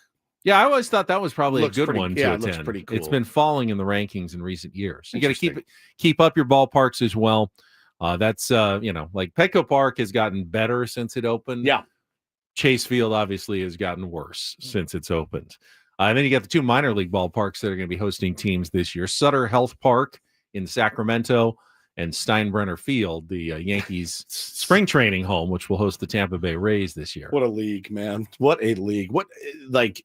What's the news on the Tampa Bay guy? They want him to sell. So, yeah, that was a story that came out from Evan Drellick of The Athletic this week. If Evan drops one, you know you're in trouble. That Rob Manfred and Major League Baseball is pressuring the owner of the Rays to sell the team. And they've kind of hit a snag here because they've gone through all the work of trying to line up a new ballpark in the Tampa Bay area for the Rays. And pretty much they have. But now it seems as though the Rays owners are getting cold feet because they know once they sign on the dotted line and they say we've got the money and we've got the cooperation of the city essentially to get it done, but they don't know that they want to be there. They feel like once they do, they're stuck in Tampa I'd say when you build decades. A massive new stadium, then yes, I would imagine that you're going to need to make a decision there. Yeah, it says as he considers walking away from a stadium deal in St. Petersburg, Tampa Bay Rays owner Stu Sternberg is being pressured to sell his team by Rob Manfred and other owners. People briefed on the ownership level conversations who are not authorized to speak publicly to The Athletic. Why didn't they do this to John Fisher? It's a good question. That's the first thing that popped in my head was why pressure this guy who he's unsure if he wants to be there.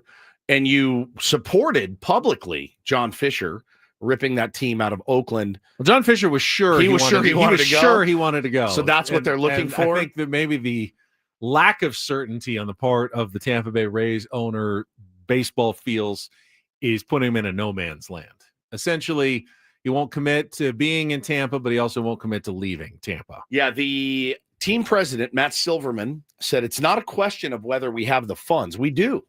The question is whether it's a good use of those funds to commit us and Major League Baseball to this ballpark for the next 30 years.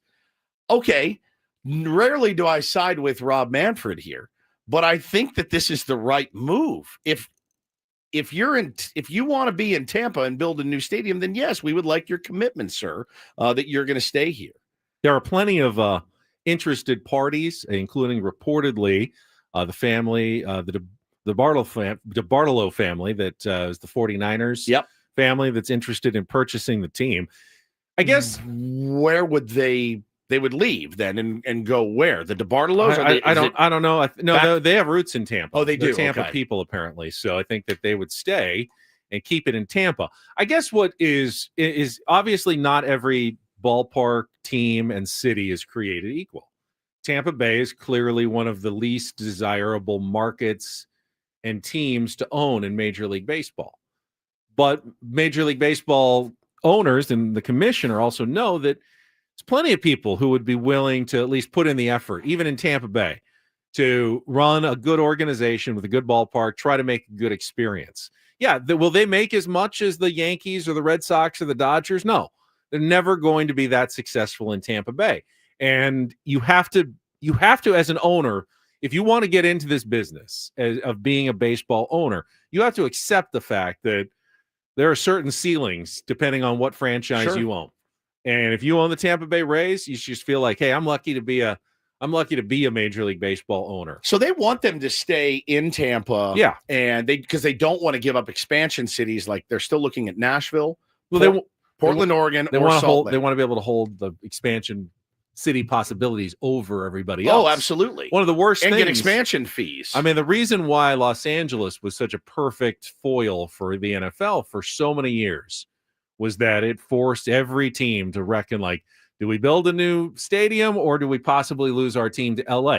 Once the 2 LA spots were filled, the leverage went way down. Yeah. There's not a lot of cities now that are like clamoring or with the capabilities of luring an NFL team, which, lowers the leverage for teams to try to, extract public money from their cities. Unfortunately, the Chargers San Diego was one of the last teams that was left without a chair in this game. Yep. Now there's really nothing left. So, other cities feel like they're much more secure because LA is no longer an option, really. They're not going to throw a third team in there. This is interesting. I wonder if he does end up selling. It's worth right now, Forbes estimates the Rays to be worth $1.25 billion, which again, pretty low actually for a professional sports team. I mean, it is, but you also have to factor in, Benny, their attendance. They get like 1,700 fans a game, and it just goes to show you, the worth of these teams and the worth of these owners. I mean, I get it. It's not liquid. He doesn't have $1 billion in the bank. I understand that. But the valuation of his team over $1 billion that draws nobody. Nobody goes to those games, and they've had good teams. They still couldn't get people in there. I don't know I don't live there. I'm not familiar with the market. I've heard from people before that, again, it's a really hard ballpark to get to. It's not easily accessible. It's just kind of, and it was, of course, dilapidated and kind of falling down. The team doesn't spend any money on the product, but I get the sense there, even if the team did spend a fortune in payroll, is anybody going, right? Is it that robust? But apparently it's robust enough for them to want them to stay and just sell to different ownership group. Do you think there's something inherently about Florida? Because the Marlins have similar issues. I mean, they've had success on the field, 2 World Series rings, but have never really been, big winners at the box office in terms of drawing attendance like Tampa. Is it because of the spring training? Is it a Florida thing? I have no idea. Transplants, and they're more connected to their own teams. I mean, you'd think that at least they get, big road fans that would come in, but neither of them have found a formula for consistent success over the years in that state. Interesting. Yeah, Janine says, I like Tampa, St. Petersburg. When I went, super nice people, but it's a drive for sure. It was an hour and a half from Orlando. Yeah, I don't know. I mean, Janine says there's so much to do in Florida. Than says Tampa's horrible. Fans don't support bad long-term investment. So much to do in San Diego too. Yep. But we've obviously made it work with the Padres. Well, but the thing is what we always say here is like, look, the team's winning. People are going to turn up, but they win in Tampa. They have won in Tampa. But is it the fact of how they win? It's scrapping together a bunch of no-name Moneyball type teams where it's like, okay, we win games, but are these guys really that exciting to go see? I don't know. They also have a problem like latching on to players, because anytime they get a good player, then they get traded away. They're gone. Yeah, that's exactly right. I mean, think about the talent that has run through that place in the last 20 years. It's truly insane. And, what would you rather have? Would you rather have a team that consistently won, but continued to shuffle out players? You never really, such a tough you question. Never really got to have a relationship long-term with any of your stars?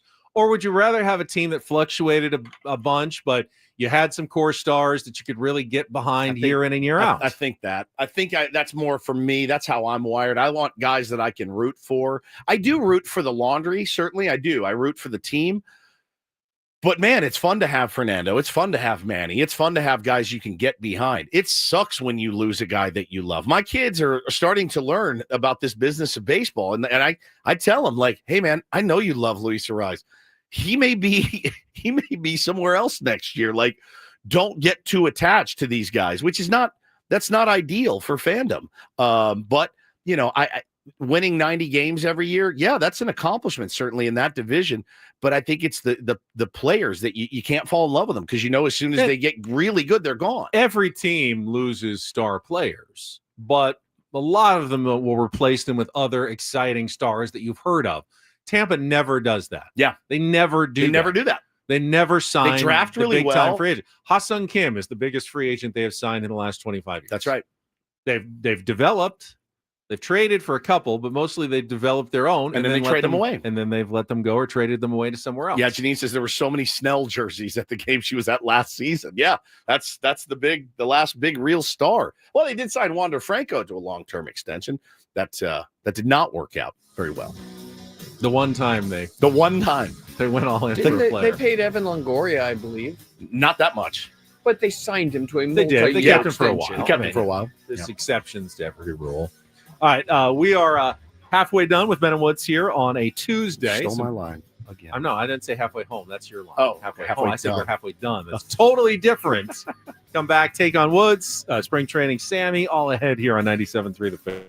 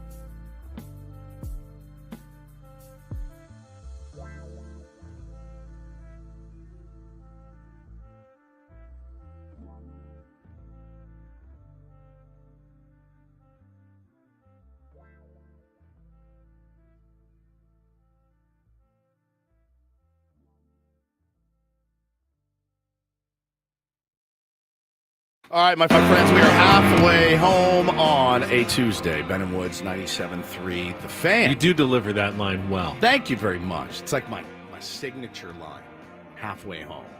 We're halfway home. It does feel like you're, I don't know, a little too excited to get to the midway point. I am. I'm not. I won't lie to you. It's a benchmark in the show. Shouldn't we make it seem as though we could go on forever? I think we could talk all. We love this so much. We're not counting down the minutes and seconds until 10 o'clock when we're off the air. Wouldn't you say that would probably be the better way to go? Then is that like a jail sentence? You're counting off every single day until the program is over. I love it. No, I think our audience knows us, and I think we've always been honest with our audience, and I think our audience knows we really love the craft of this business. But also, Ben and I talked yesterday. I'll introduce the show. I'm Woodsy. That's Adam Klug. He's filling in for Paul Reindl today, very admirably, I might add. I did find out this morning that after talking about Adam's gout yesterday, apparently gout was listening, and gout made a slight return back to his feet this morning. He's suffering from a little bit of gout. You woke up the gout. I woke up the guy. He's like, "Oh, what were you saying about me? You had me under control. Guess what? I'm back. How is your gout holding up this morning, Adam? A little gouty. A little gouty? Gosh, man, that gout. I got that gout. Ben Higgins, your friendly neighborhood sports anchor. No gout, gout-free. Fortunately, goutless. Goutless on a Tuesday. But we were talking yesterday about the when we got out of here, and you know, again, a lot of people work a lot harder than we do, that's for sure.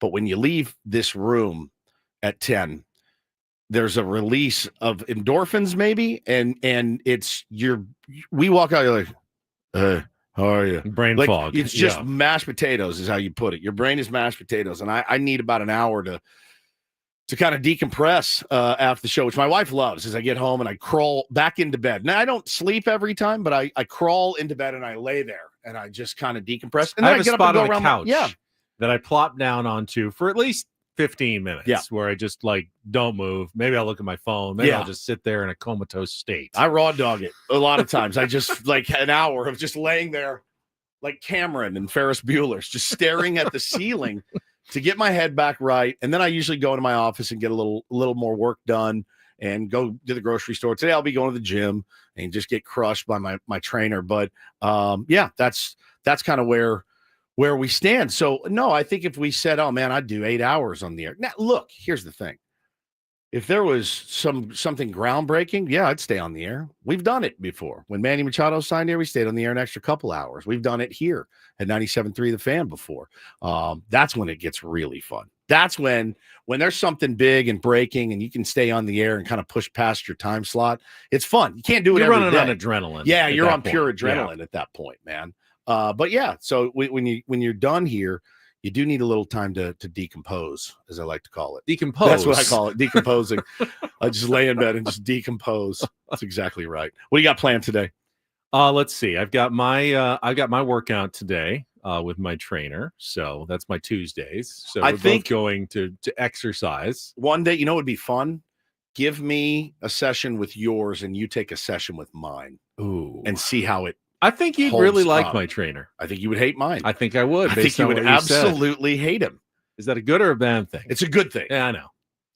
And then usually I will stop. I'll have lunch with my son after my training session on Tuesdays. So that's my plan. And then back to work at Channel 10 this afternoon. Mamacita. Slow sports time right now, really. I mean, it's the NCAA tournament's coming up, so but it's not here yet. Yeah, it's a speculation at this point. We're in that kind baseball of season is almost here. It's a couple of dead zones that we're in, that we have to navigate through. And now that we're a soccer town, I certainly I've watched all three San Diego FC games, but I haven't really gotten the rhythm of the between games. When the Chargers were here, there was a rhythm to it. Like Mondays would be to break down the game on Sunday, and then Tuesday you were off, and then Wednesday they'd have the first look ahead to the next opponent. You get the injury updates on everybody, and game planning, and people would call in, and then Thursday, you're kind of refining it, and then it's the week's over and you're ready for another game. I don't get that sense yet with soccer. Is the breakdown come on Sunday after the Saturday night game? Where we don't see them quite as much. Maybe it's because I don't understand it quite as much as I did football, and I'm still trying to get into it. But in between, we talked about the game yesterday. I don't have a lot more to say on it at this point. Sure. No, and I was wondering yesterday too, and we can mull this over, but I've really enjoyed it. I really have. I've enjoyed it a lot more than I thought I would. And I think it's a combination of the fact that it's here in San Diego and it's finally our team. And of course you get behind that if you live here.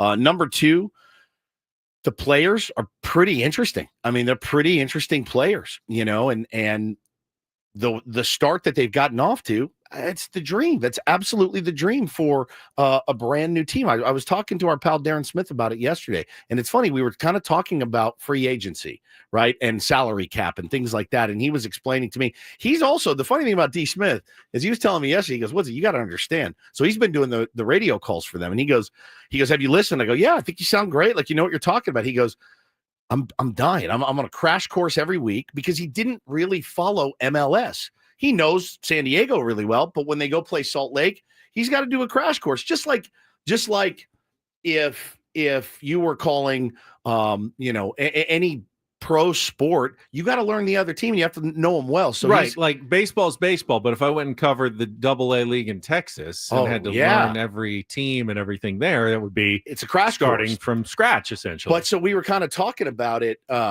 yesterday, and the way that salary cap league works, it's truly insane, right? Like, and I said, so are you telling me like, don't fall in love with these players? Like the team, this is truly one of those things where it's like, no, you better just root for the Shield in the city, basically, because once these guys get really good, that's when there's an opportunity to ship them off for more money. And they got a couple of guys that you can designate, right? Like it would be like for the Padres, you could say, all right, Manny and Tatis and Dylan Cease, you're our three, and we're taking you guys, and the rest we're going to have to. It's Chucky Lozano and Andres Dreyer are their two designated players. Yep, it's really interesting. Rumors of Kevin De Bruyne, as the third possibly, but nothing's been announced yet. So those are kind of the outside the salary cap players, but then everyone else inside the salary cap. And you make the good point about, in baseball terms, imagine if you developed your own minor league star. Jackson Merrill. And they're trying, like Jackson Merrill, and you're trying to do that. They have their Right to Dream Academy, and they're trying to develop their stars. But if they truly were as good as Jackson Merrill, then really they'd be going to play in the English Premier League or somewhere in Europe.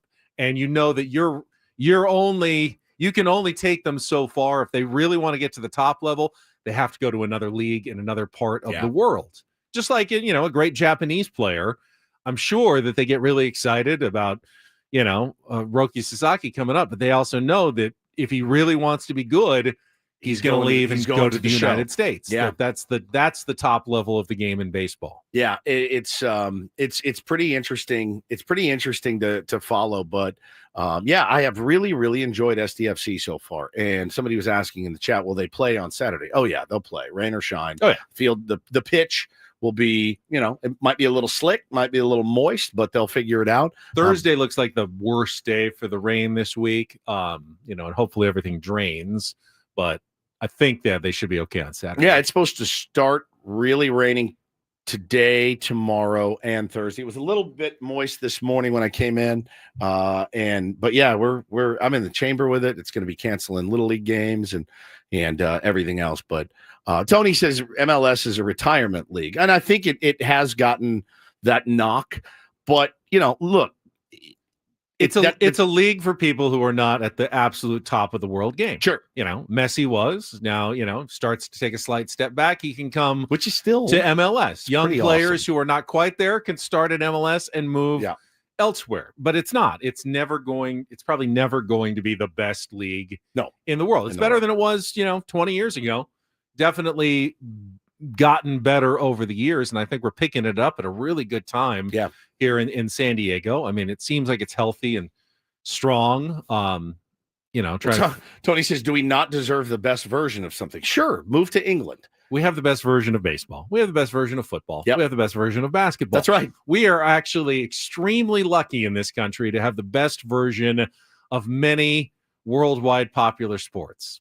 Soccer, we do not have. And we never will. And we never will. And that's okay, in my opinion. That's absolutely okay.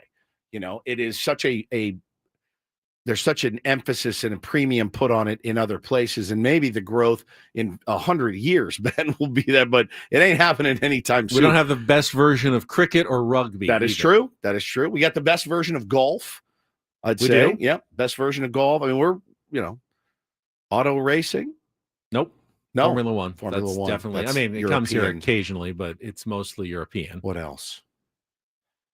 I mean, it's just what you prioritize, in your own particular parts of the world. And most parts of the world prioritize soccer over everything else. Big time. Here, other sports get priority. Basketball, football, baseball get priority. So, those are the sports that end up being the most popular and lucrative in the United States. Hockey.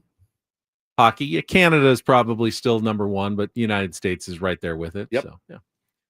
But there's good Russian hockey, and I love it, actually. I mean, I've really, really enjoyed it, and really kind of looking forward to the game on Saturday. I have nothing to do, so I'm excited to watch that game. And it's been a lot of fun so far.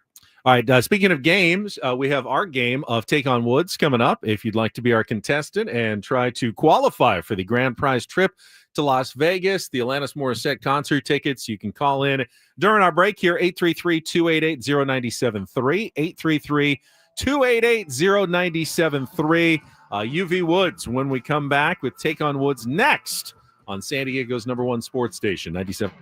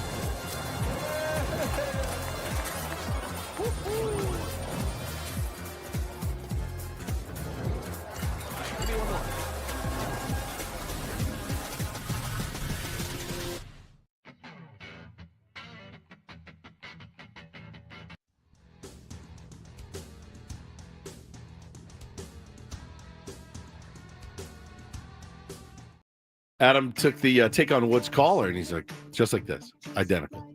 Hello, what's your name? You want to play Take on Woods? Okay, please hold. So Ben goes, hey, we need to work on your phone. What'd you say? Your Enthusiasm. I just got dragged in here. It's not that it matters. He's not on the air, so you don't have to be on 100%. But like Daniel, who's our contestant standing by, we want his energy to be up for Take on Woods. And I just was worried that Adam was perhaps discouraging. Do you want to ask Daniel what he thought of my Daniel bedside manner? Daniel, before we start number one, Take on Woods, I hope Adam didn't dissuade you from coming and bringing a lot of energy to the table here for our upcoming game. No, I know Adam's got a lot on his plate. That's true. He got straight to business. He does. He did. All right. I'm already cheering for Daniel today. Me too, You know what? actually. All right. Let's just get I'm to gonna it. split. It is time for Take on Woods. It's time for Take on Woods. Take on Woods. Woods. Take on Woods. We almost lost Woods tripping over his water bottle. Is brought to you by Bay Alarm, security and fire alarms for every business. We got you, and we already know we got Daniel as a contestant this morning. Hello, Daniel. Thank you for being so kind to Adam Klug this morning.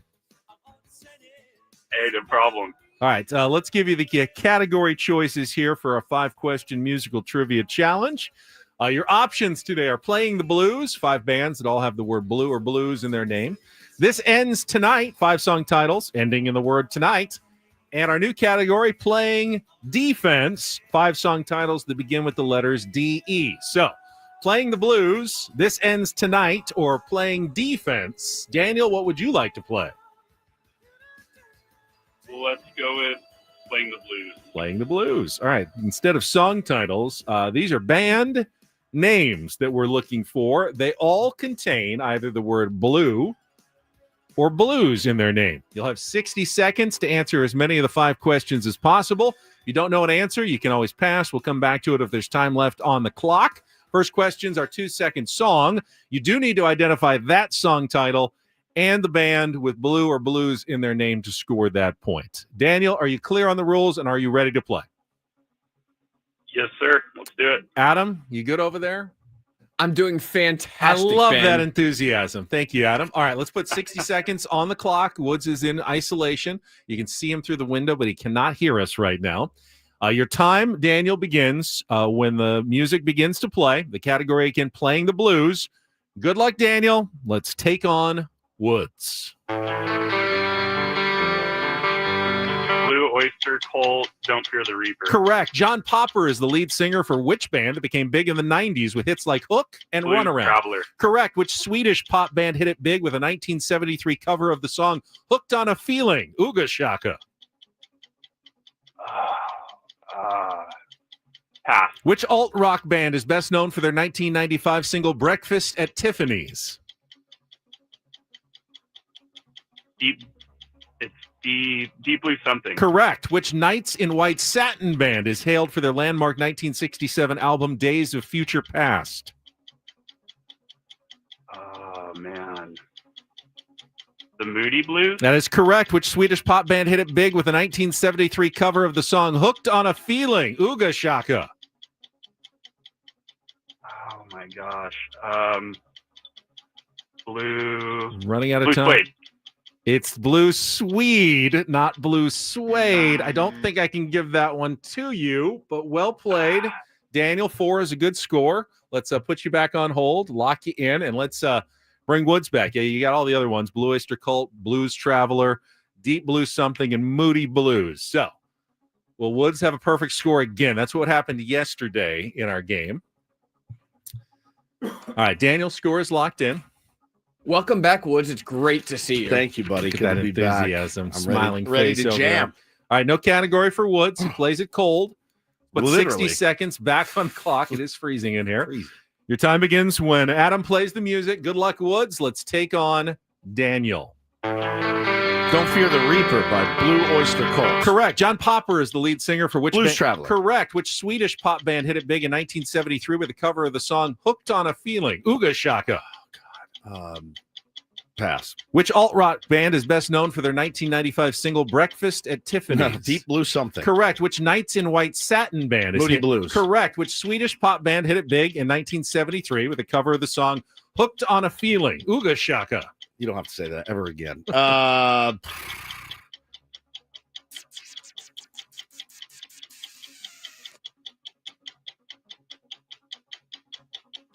Blue Taint. Blue Swede. Blue Swede. You played the exact same game as Daniel. You both got the same 4. You passed on the third one. You came back, didn't get it. He said Blue Suede, which I could not give it to him. So that's pretty close. But you know what? 4 is good enough to qualify, and that's all that really matters to the contestants. Good job. So Daniel, congratulations. You have qualified for the grand prize drawing. By the way, it is the trip to Las Vegas. I think it's Blue Suede, isn't it? Blue Suede. Are you sure? It's SWEDE, I believe, because they're Swedish. Okay. Blue Swede. It's either way you qualify, so I don't feel bad about it. That's 2 true. tickets to Alanis Blue Morissette at the Swede. Coliseum at Caesar's Palace, 2-night stay at the Flamingo, $100 gas card. You can see Ticketmaster.com. Get your own tickets. Stay on the line, Daniel. Adam will get all your information locked in during the break. I will gleefully get his information. There's a difference in mornings and you have to be energetic in the morning. You have to. I don't mind Smarmy either. I like Smarmy. Adam is actually Smarmy fantastic. Adam actually rules. It rules. Category, of course, was playing the blues. Yep. With all bands having blue or blue in there. Very Blues well or blue done. in their name. Very well done. All right, let's see. We still have spring training Sammy joining us from Peoria, Arizona. He has done such a bang-up job over the last 3 or 4 weeks, Bro, since he first went to Arizona. He's been there a month now. Does anyone know when Sammy first arrived on the scene in Peoria? The Tuesday after the Super Bowl, so I think it was like February 11th, something like that. So this could be the 1-month anniversary of Sammy arriving at spring training. You guys see A me month. almost die right there? I did. We talked about it. Oh, did Water you? bottle incident. God. Tripped right over your big old right water over bottle. it. Yeah, everyone saw it on camera, actually, Good. too. It was Great. right there in the screen. It was fantastic. All right, Sammy's 1 month in spring training anniversary. Coming up next with Ben and Woods on San Diego's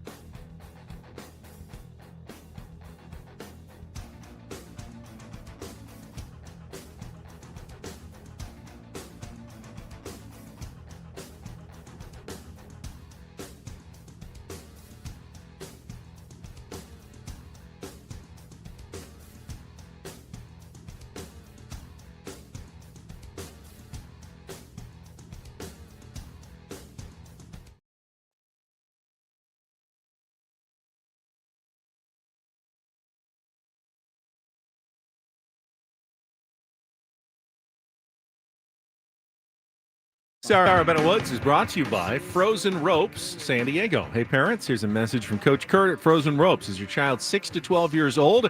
Their baseball summer league is the perfect fit for your player. Starting June 16th through August 17th, summer league includes 8 practices, 8 games. You can register by March 31st, save $100. Go to SanDiegoFrozenRopes.com. Got our biggest fan coming up at the top of the hour at 9 o'clock. First, though, Sammy Levitt is standing by at the Padres Spring Training Complex in Peoria. You want to get out to him right now or get to traffic, Adam? I'll let you make that call. He says get out to Sammy. All right. Well, we know Sammy's a hard worker. I think his future is very bright. Yes, so bright indeed. That he's got to wear shades this morning as I see him on the back patio at the Peoria Sports Complex. Sammy, looking good. Good morning, Sam. How are you? Yeah, these are my my backup sunglasses that are very mirrored. They feel like a little much, so I don't often wear them. But I was kind of feeling myself today, so put on the mirrored sunnies. I can actually in your eyes see like the horde of media and players eating at the tables and everything. Yeah, no media. Yeah. I'm just turning up my headphone volume here. No media yet, but we have a full congregation of minor league players now here because minor league spring training is fully underway. So we've got, I would say, a few dozen minor leaguers eating breakfast, having a good time out here. So that's what's going out here out here at the back patio right now. He looks like he's in Steamboat and he's about to hit the slopes for the day. That's what he looks like. He's about to go tear up the mountain. Some fresh pals, Sam. You're looking great, buddy. So what's the haps out there out in Peoria this morning, other than minor league spring training getting going? Yeah, obviously kind of a normal day. We'll see what the lineup looks like. I wouldn't be surprised if it's a pretty similar lineup, at least star power wise, to what we saw yesterday. 2 weeks away from opening day. We're certainly getting towards the part of spring where guys are going to play more back-to-back days. Play a little bit deeper into games. We'll see what the full pitching list looks like here in a little bit. But I would imagine a pretty good lineup today. We'll see if Gavin Sheets is back in there. I'd be intrigued by that. He did play Saturday, Sunday, and Monday. But when you've hit 3 home runs in 3 days and you're making as strong of a push as he's making right now, I'd be pretty intrigued to see if he's back in there for a 4th consecutive game today. I don't remember if on Sunday if he started that game or not, but look, he's been obviously impressive so far. So we'll see what the lineup looks like. But other than that, a pretty typical day here in Peoria. Not a whole lot else going on. Yeah, it's interesting because we spent a lot of time reminding fans not to read too much into spring training results early on. But Mike Sheld actually had some comments on that yesterday. And as you get later in spring, Mike was saying, actually, kind of it does matter a little bit more at this point. Yeah, and I think Mike made a good point yesterday that, even the at-bats later in the game, they all matter. Like getting a pinch hit appearance off the bench, there is a little something to every move that is made. And even though it's a spring training game in late February, early March, that look, they do want to give guys an opportunity to come off the bench and pinch hit and see how they react, see how they do. So I do think we're getting towards the time in spring as the clubhouse narrows down a little bit. And we're talking about that final bench spot or two where I do think a lot of the at-bats do really matter. And look, I don't want to, poo-poo what Gavin Sheets has done. He's making a case for himself. I think yesterday we talked about, Matt Waldron. I think I made the case to you that, with Matt, even though the spring training results haven't been stellar so far, the one thing you can say about Matt Waldron is that there's a pretty good track record of him for an extended period of time getting major league hitters out and performing pretty darn well at the major league level. And I do think you can kind of transfer that argument to Gavin Sheets as well, in the sense of, Gavin played over 100 games in the major leagues each of the last 3 seasons. And the one thing he's done is provide power and provide some level of pop. So there is, there's a track record for Gavin Sheets in that sense about being able to hit some home runs against major league pitching, even if the the average and some of the other numbers aren't going to blow you away. So I would imagine that's something that works in his favor. And Ben, back to your, I know that was kind of a windy answer, but back to your original point. I think every at bat, every moment matters. It's not the only part of the equation when you're talking about roster spots, but it is certainly, I think, in Mike Schultz's eyes, a big part of it. Sammy, as far as the arms that are going today, you got Dylan Cease today. You said you don't know who else is going for the guys. But yeah, I mean, so far, the bullpen is kind of rounding into form as well. What has Schultz said kind of about the guys he's looking at? Yeah, I think the interesting thing with the bullpen right now, and I'm not referring to, Jason Adam giving up some runs yesterday, and we'll see what happens with Bradley Rodriguez. Obviously, look, we talked about it a little bit. Bradley is still in Major League camp for a reason, or else he would have been with the already two groups of cuts, and Bradley is really, really young, and all of the guys on that side of the clubhouse have had their lockers cleared out, and they've been reassigned to minor league camp. So I do think there's a reason Bradley is still here. I do still think it's probably a long shot that he's going to actually make an opening day roster, and he had his toughest appearance yesterday. But I do think the interesting thing with the bullpen is that I think we can all agree, without hoeing, there are two spots essentially available in that bullpen. And I do think what they do with one of those spots will be interesting because, the question is, and not that we didn't know this already, but Mike Schultz confirmed it yesterday, that Johnny Brito, they're not looking at him as a starter, period, for at least right now, which is a little significant in two ways. Number one, you could have seen a scenario where Johnny would go down to El Paso and be a starter and be a depth option when they need it. Remember, there was a time last year where they were stretching out Johnny Brito mid-season to do exactly that. So he's kind of gone back and forth here a little bit. But I also bring it up because, even though they have a lot of off days early in the schedule, maybe Johnny still makes this roster as that quote-unquote long man, a guy who can give you, a couple innings, 2-3 innings on any given day out of the bullpen. And I do wonder with hoeing down if that is part of the equation as to why they are not going to stretch Johnny Brito out any further, because maybe they think there's a pretty good chance he might be on this opening day roster as that kind of quote unquote long man. So that's kind of the most recent development in the bullpen. And then I think for those final two spots, whether it's Brito or not, again, you're looking at Marinaccio, you're looking at Alec Jacob.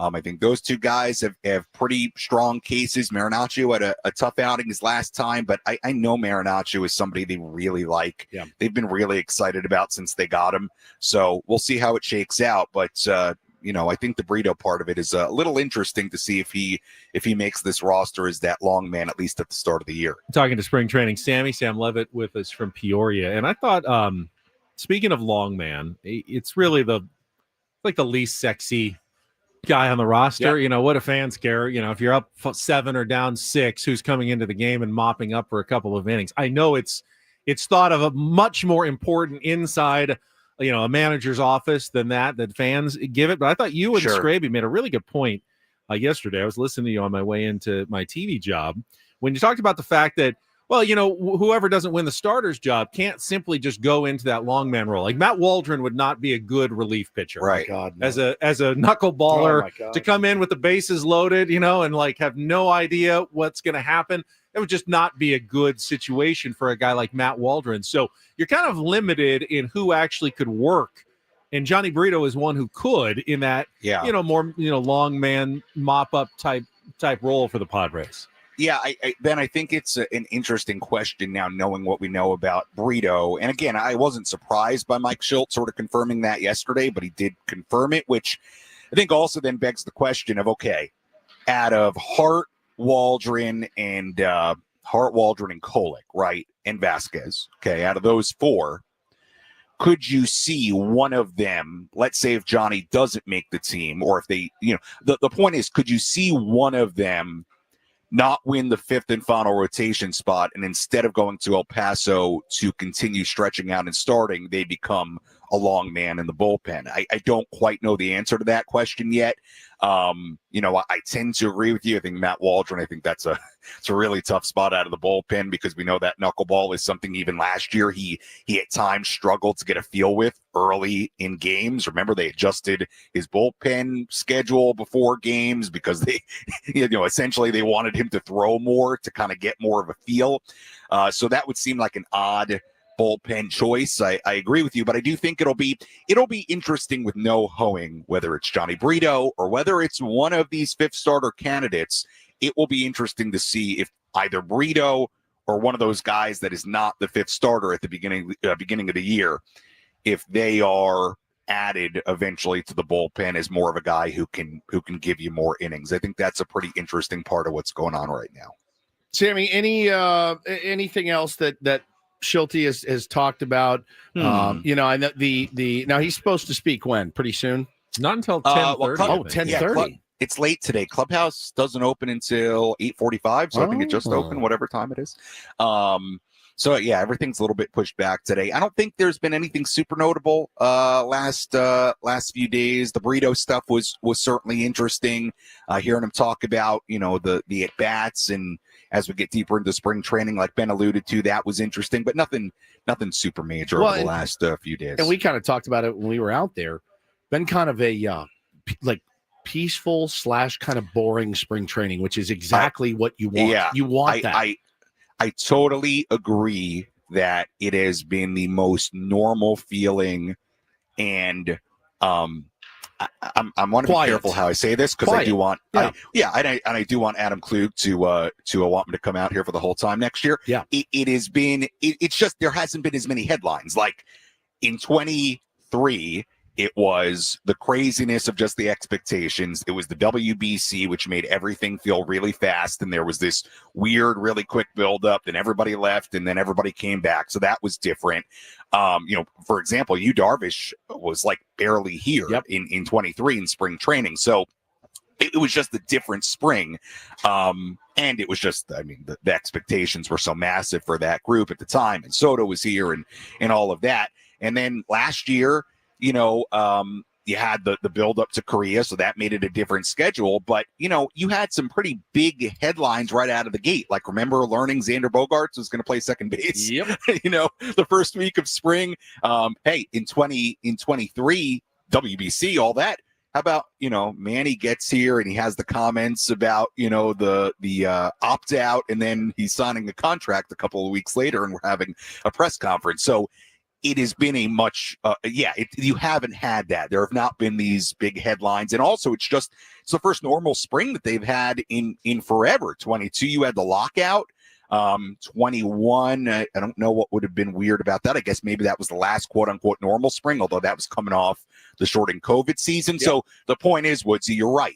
It's a normal schedule. And I think from a headline, quote unquote, any controversy, perspective, it has been quieter for sure than the last couple of years. As much as it's fun for fans to have all kinds of drama, you don't always need to be going 150 miles an hour with your hair on fire at every moment. And for much of AJ Preller's tenure as general manager, that's what's defined the Padres. Yeah, it feels almost weird to not have massive moves and changes all over the place. Different managers and coaching staffs every couple of years. There's never been more continuity for the Padres than last year to this year. Not sexy, but it actually could be beneficial to the San Diego Padres for once. It feels different. Yeah, and we played this on the afternoon show yesterday, but I did an interview with Jay Cronenworth a couple days ago, and I know you guys talked to him while you were out here, and we talked a little bit about that, about the continuity, about offensive identity, the fact that the same guys are here. Like, you walk in that clubhouse and it's the same group of guys, pretty much. Some faces missing, some new faces, but pretty much the same group that, 193 games, you're missing Profar, you're missing some key pieces that contributed, but core wise, same group of guys. So I'll put that out on social media a little bit later today, but that was a good part of our conversation. Also recorded an interview with a guy that I don't think you've heard from in spring training so far, and that's Jeremiah Estrada. So that might come out tomorrow. And he's, look, I do think you mentioned the bullpen, Ben. I do think that that is a part of what's interesting about the pen. They're going to need two guys who had real breakout years last year in Estrada and Morejon to do that again. Continue, and we will find out if, and I certainly hope so, but we'll find out, if they're going to be able to do what they did for a second straight year. But Jeremiah's great, man. He's a competitor. I wanted real him, competitor. He's fiery. I wanted him when we were out there so badly, and we could never make it work. That was kind of the one guy. Like, I knew we weren't going to get Tatis, but I we really almost got him. No, we didn't. We had a plan to get him. And then he wanted to get him, and then he didn't come out for like sick. 2 hours. Yeah. So then we left. So yeah, I wouldn't say we were close. We were in the same vicinity as him. Yes, yes, we were in the same. Right. Yeah. He walked by and waved one day. Yes, that's he as did. close as we got. But that's true. Yeah, but if you were Fernando Tatis Jr., would you want to talk to you guys? Yes. Are you kidding You know what? me? Okay. I think if he sat down with us, he'd say that it feels amazing This to be feels talking. amazing. I'm with sure. Fernando. Yes. I feel amazing. It's Sammy, amazing. a happy 1 month anniversary in Peoria. We decided that this is your 1 month that you've been there, and less than 2 weeks what ago. day is it? What's It's the the 11th of March. I think that's right. Yeah. I think I drove out the 11th. Yeah. Yes. Good luck the last couple of weeks. We will chat with you again tomorrow. All right, guys. Thanks. Appreciate it. All right. We're going to take a quick check of traffic, and then I have a proposal for you and Adam Woods on the other side of traffic here on Is it 97.3 an The Fan. indecent proposal? No, it's a very decent proposal. I want an extremely indecent proposal. decent proposal coming up next year on 97.3 The Fan. From the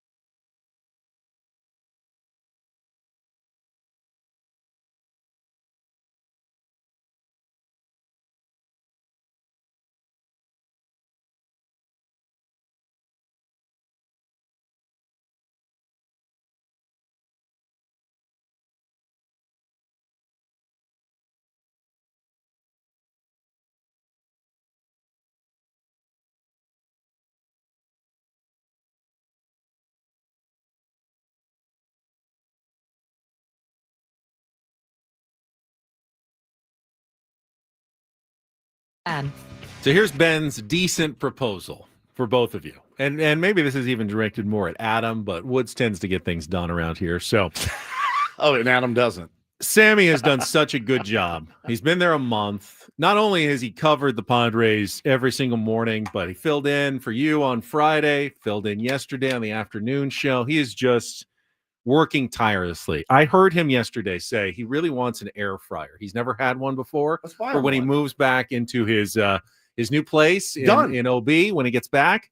And I think we should all chip in, and get him an air fryer. He was asking for recommendations for which one to get on social media last week. I heard Consider it done. Yeah. It's easy. I'm in. We owe him a housewarming gift anyway. That's our housewarming idea for Sammy. That's they're a kind man. That is a very very thoughtful. proposal. That is the most decent proposal. I was going to have sex with you for $1 million. No. And this is a decent proposal. this is way better. This is an air fryer for Sammy. Now I don't have to sleep with you. He also mentioned he wanted a George Foreman grill. He doesn't.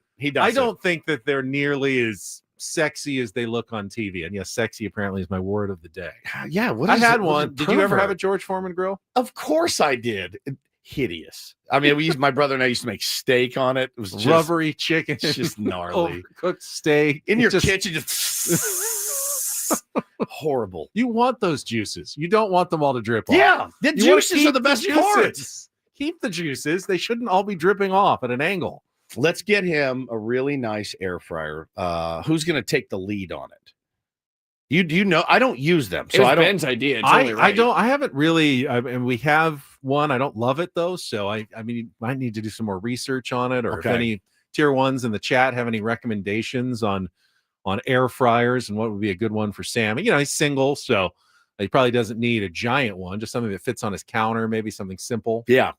I don't know the size of his kitchen, and I'm not super familiar with air fryers and how they work. We have a Tavala, which is kind of like an air fryer, but I don't use it a lot. Somebody says Ninja is nice. We have a Ninja, but I don't.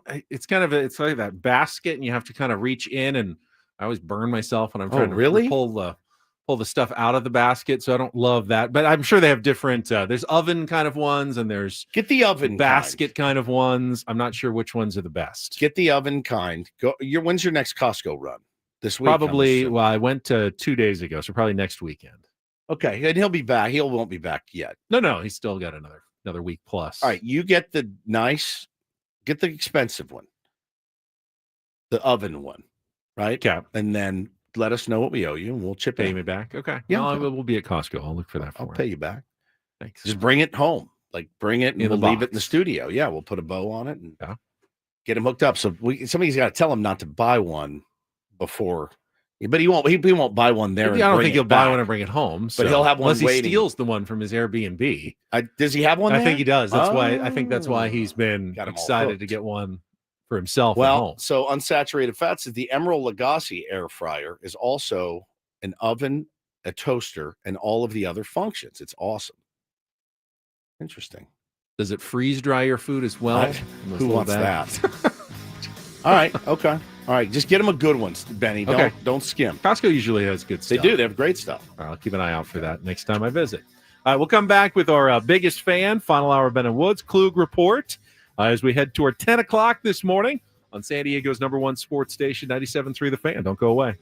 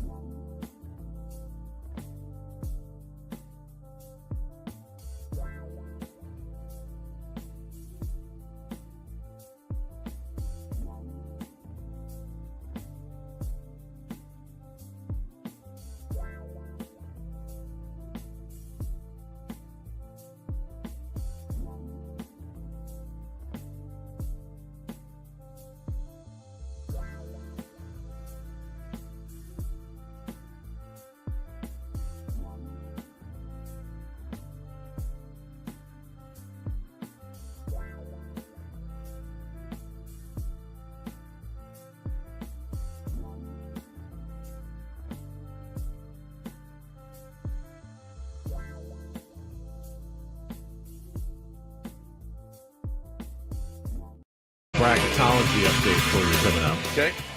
I know you'll be waited with bated breath. Well, I was going to take a little snooze, so I think that's probably a good time to do it. I just got real tired all of a sudden. Sorry. It's March. I love March. I love March too. I'm ready to get this thing going. I'm I know excited. conference We're getting tournaments closer. going on, but yeah. Yeah, I'll give you a little update on, obviously, we're still a couple of days away from San Diego State's first game in the Mountain West tournament, but do have some updates for you. First, though, at 9 o'clock, it is time to announce another name in our biggest fan contest. If you hear your name called, you have 10 minutes to call us back at 833-288-0973 and qualify for our grand prize, big grand prize, a night in the Odyssey Suite. 20 tickets for you and your friends. Enjoy a Padres game later this season. It's still not too late to get your name in, although do it fast. We're down to the last couple of weeks here. You can go to 973thefansd.com/biggest fan. Get your name in for our contest. But this morning's biggest fan is Paul Moranian from San Diego. Paul Moranian, you are on the clock. Paul Moranian. Kind of like the dog. dog. Paul Moranian. Paul Moranian. Paul That's Moranian. genius. Paul Moranian. That's so good. 833-288-0973. Very good. Adam, will you stop by the biggest fan? Didn't we do that last year? We stopped by and said hello to the biggest fan winner. Last time I think I made all you guys go. This year, not going to ask you guys to go. I but if you'd like to go. volunteered. I volunteered. I don't think I made it, actually. I was out of town or something. But no, it's rad. I mean, you see I did go. And you see I'm sure I'll stop by. all the smiling face. They're just it's the best. Sitting in a suite is it's pretty cool. It is pretty neat. It's pretty cool. I mean, you can either sit in the normal chairs seats. and watch the game. So great. Or you can sit back in the couch and the lounge area and just really watch it on television and be there at the same time. Or you can sit on the toilet. Your own toilet is in the suite, which makes it. You can lock the door. Lock the door. Just have it to yourself. You can have the whole thing to You yourself. don't have to share it with the rest of Petco Park. No, it's great. Paul Moranian is genius. Go Berman Pincher. Today's is on the clock. Chihuahua. Chi. You are tomorrow's biggest fan. Chihuahua. Paul Moranian is so good. It's a great name. All right, yeah, you got what? 10 minutes? 9 minutes? Yes, probably 9 now. Yeah. Clock is ticking. 833-288-0973. All right, quick bracketology update while Woods takes a little bit of a snooze. I think I will. Goal here in San Diego. Obviously, you want to see San Diego State get into the tournament. Yes. Assuming they don't win the Mountain West tournament and are going for an at-large bid, you don't want to see any bid stealers. That's the worst possible outcome, where a team that wasn't going to get in otherwise wins their conference tournament, but the team that they beat still gets an at-large bid because they're ahead of San Diego State. So that's a bid stealer. Obviously anything can happen, but who are the culprits for it? So one that you were worried about was Drake, because they were going to get in, but they won their conference tournament, so no bid stealers there.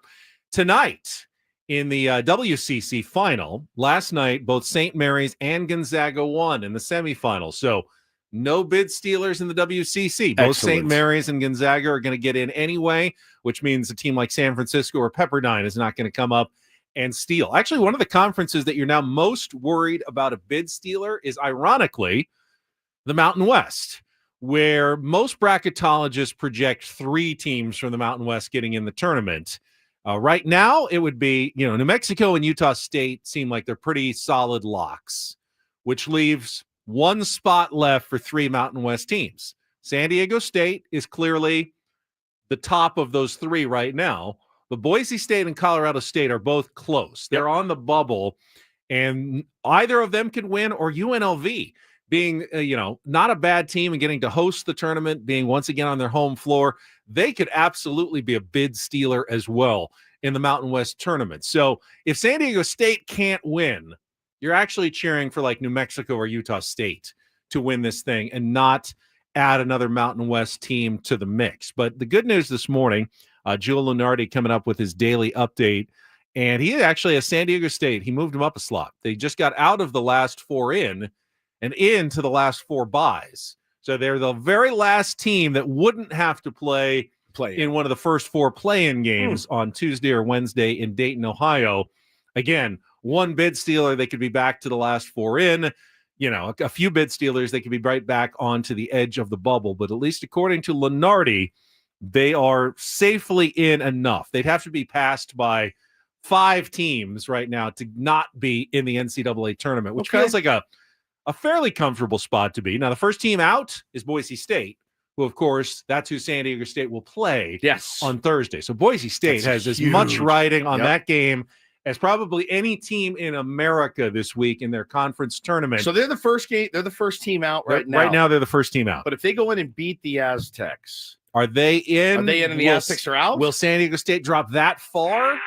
I don't know that they would drop that far and be out, but would you put 4 Mountain West teams in the tournament at that point? That's why I don't think it's a sure bet that San Diego State's in, even though they're currently okay as it looks, as the bracketologists project, either a 9 seed or a 10 seed or maybe an 11 seed. But you'd feel a lot more comfortable if they beat Boise State. I think almost certainly San Diego State is in. Yeah.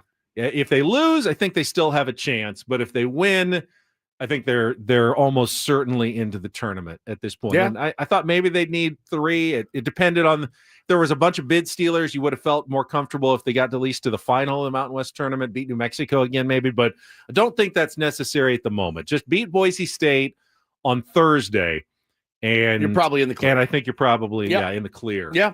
That game's at 2:30. That's a 2:30 afternoon start game on Thursday. Perfect for me. On a rainy Thursday here in San Diego, nothing better to do than watch on TV and enjoy some college basketball. I can't wait. Afternoon, sounds Cannot like wait. so. Yeah, and then UCSD obviously still in the picture as well. They're not currently in the at-large mix because they're projected to get the automatic bid. So the question is, if they lost, would they get into the tournament? Could they be a bid stealer? Could UC Irvine be a bid stealer if they beat UCSD and UCSD still gets into the tournament? But we won't know until this weekend because UCSD doesn't play until Friday in the semifinals of the Big West tournament in Henderson, Nevada. I was looking for the line, not out yet. I wanted to see what the Aztecs would be favored by against Boise State. Yeah, probably 7.5. I would say less. I'm going to say like 5.5, 4.5 or so. Knowing how big this is, it's a neutral court game. I still don't know if Magoon Guath is going to play or not. Still up in the air. My sense is he'll probably play, but very limited minutes. You're going to have to be very careful with his usage, especially if you think you're going to want to play him again the next day. And maybe the next day, I think Dutch is going to have to be really careful with Magoon Guath if they do bring him back for the Mountain West tournament. So I think that kind of throws the line into question. We got a Padres starting lineup for you for the 1:10 p.m. start against the Chicago White Sox. Do you want it? You want me to give it to you? Yeah, please. All right. More regulars in there. Going to get these guys some work. Luis Arraez DHing and leading off. Fernando Tatis Jr. in right. Jackson Merrill in center field. Manny Machado cleaning up. Jake Cronenworth back at second base. Xander Bogaerts. Gurriel is back at first base. They're giving him a good, solid look, Benjamin. Jason Hayward back in left. Speaking of good, solid looks. And Martin Maldonado will be catching Dylan Cease today for the San Diego Padres. We're very close to probably what the lineup looks like. Clearly, I didn't have. So Sheets is homered for 3 games in a row. He's like, well, if it was a regular season game, he'd obviously probably still be in there. Yeah. There's no reason anyone should be playing 4 games in a row in spring training. Yeah, I'm kind of with you there. I mean, unless you're trying to Sheets, I'm probably like, good. I'm 3 games in a row and I take a day off. At some point, that streak is going to stop. Correct. So, now he feels good taking a day off. Can Jason Hayward break out with a couple of hits and show that he actually is going to be productive? Again, it doesn't matter in spring training, but you do want to see guys trending in the right direction as we get a little, closer to the start of the regular season. Yeah, 100%. But the Gurriel one is interesting. I don't have him making this team in my mind. I just don't. I don't have him making this team. You've got Arraez who can play first. You've got Connor Joe that can play first, right-handed bat as well.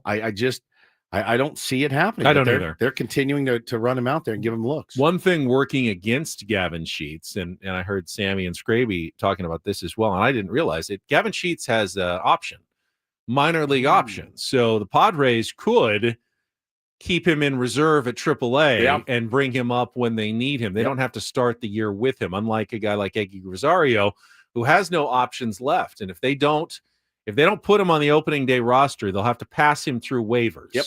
at which point another team could claim him. And probably will. Or if he's not claimed, I believe Eggy could then elect free agency as well. So there's no guarantee you keep Eggy Rosario if you don't put him on the opening day roster. But you could keep Gavin Sheets as kind of an insurance policy for a DH guy that you could bring up if anyone gets hurt, anything like that. They put on the injured list. You could bring Gavin Sheets up. So that actually works against him making the team on opening day. All the home runs do work in his favor.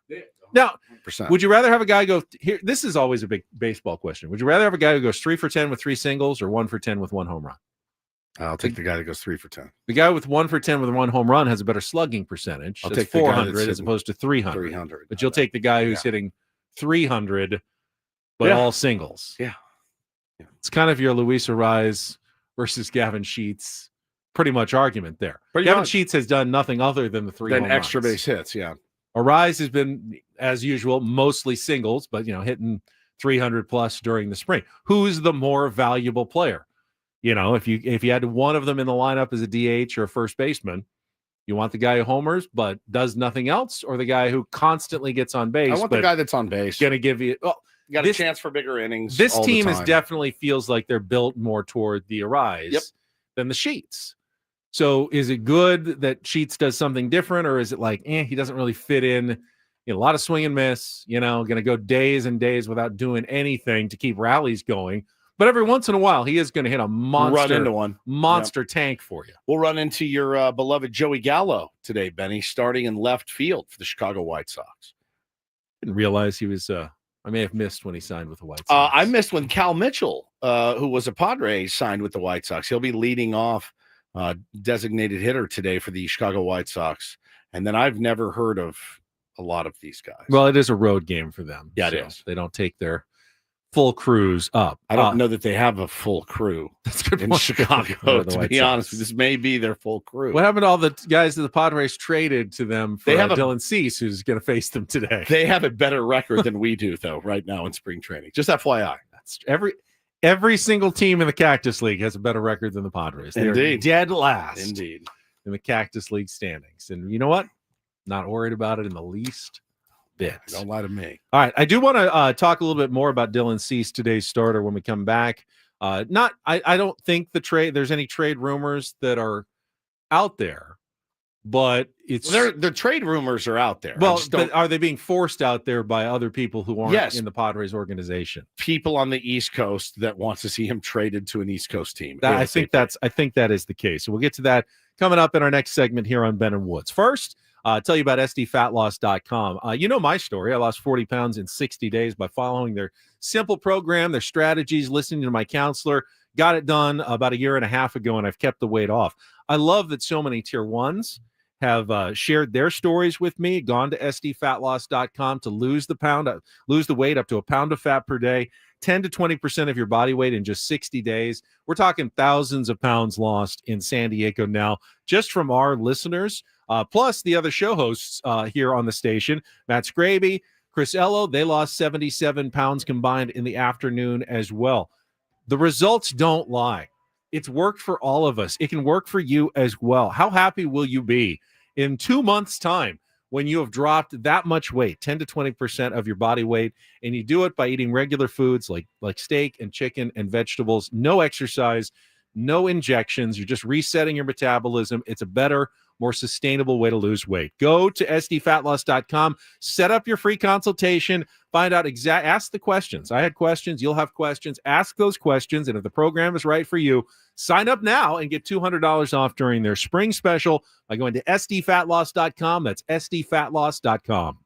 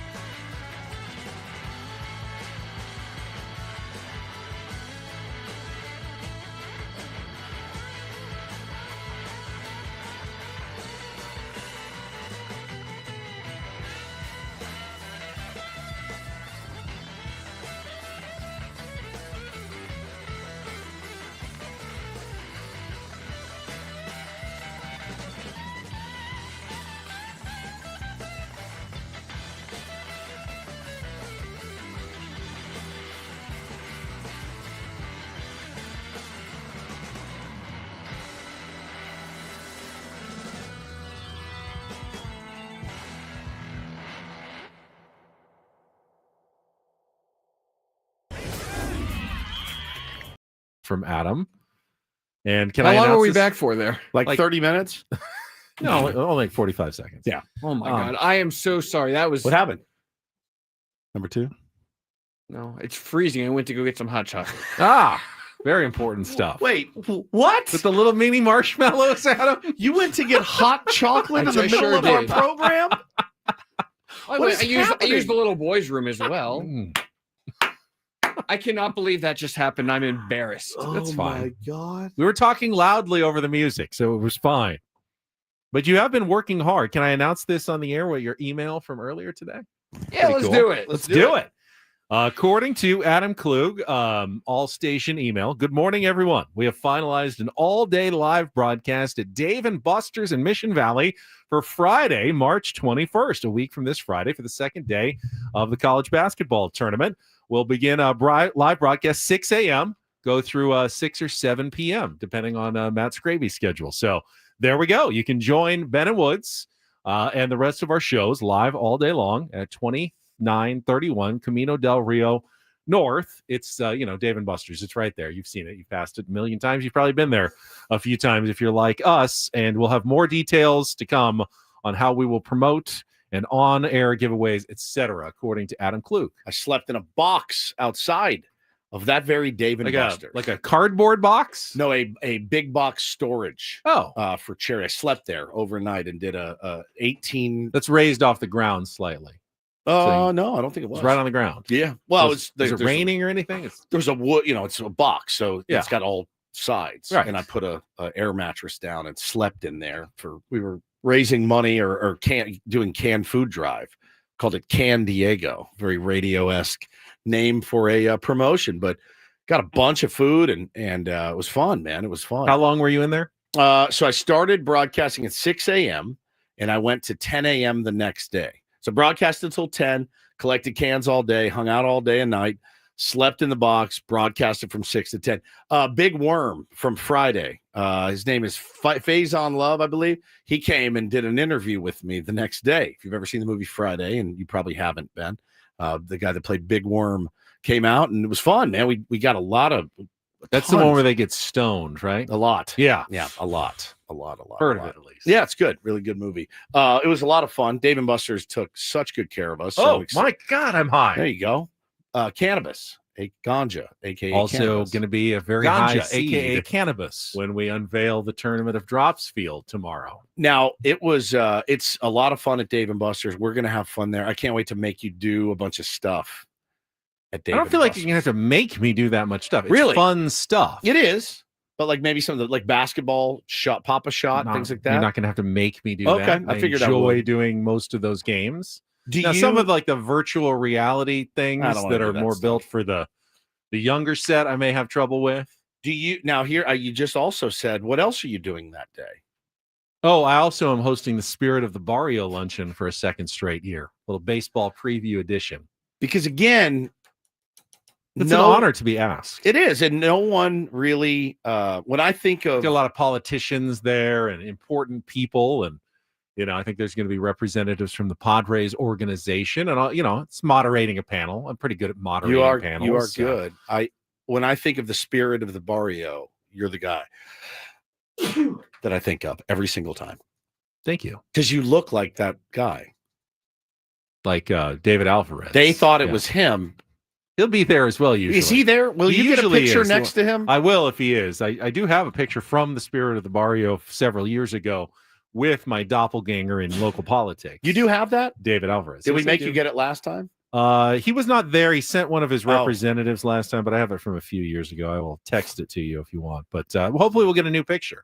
I've lost some weight since then. We can compare how we're both looking. What if he's nowadays. gained some weight? He looks like old Ben. I do have. I don't have. How do I put this? I do have a Hispanic heritage. Yes, in you my- do. In my How background. did you gain all the weight? I don't necessarily.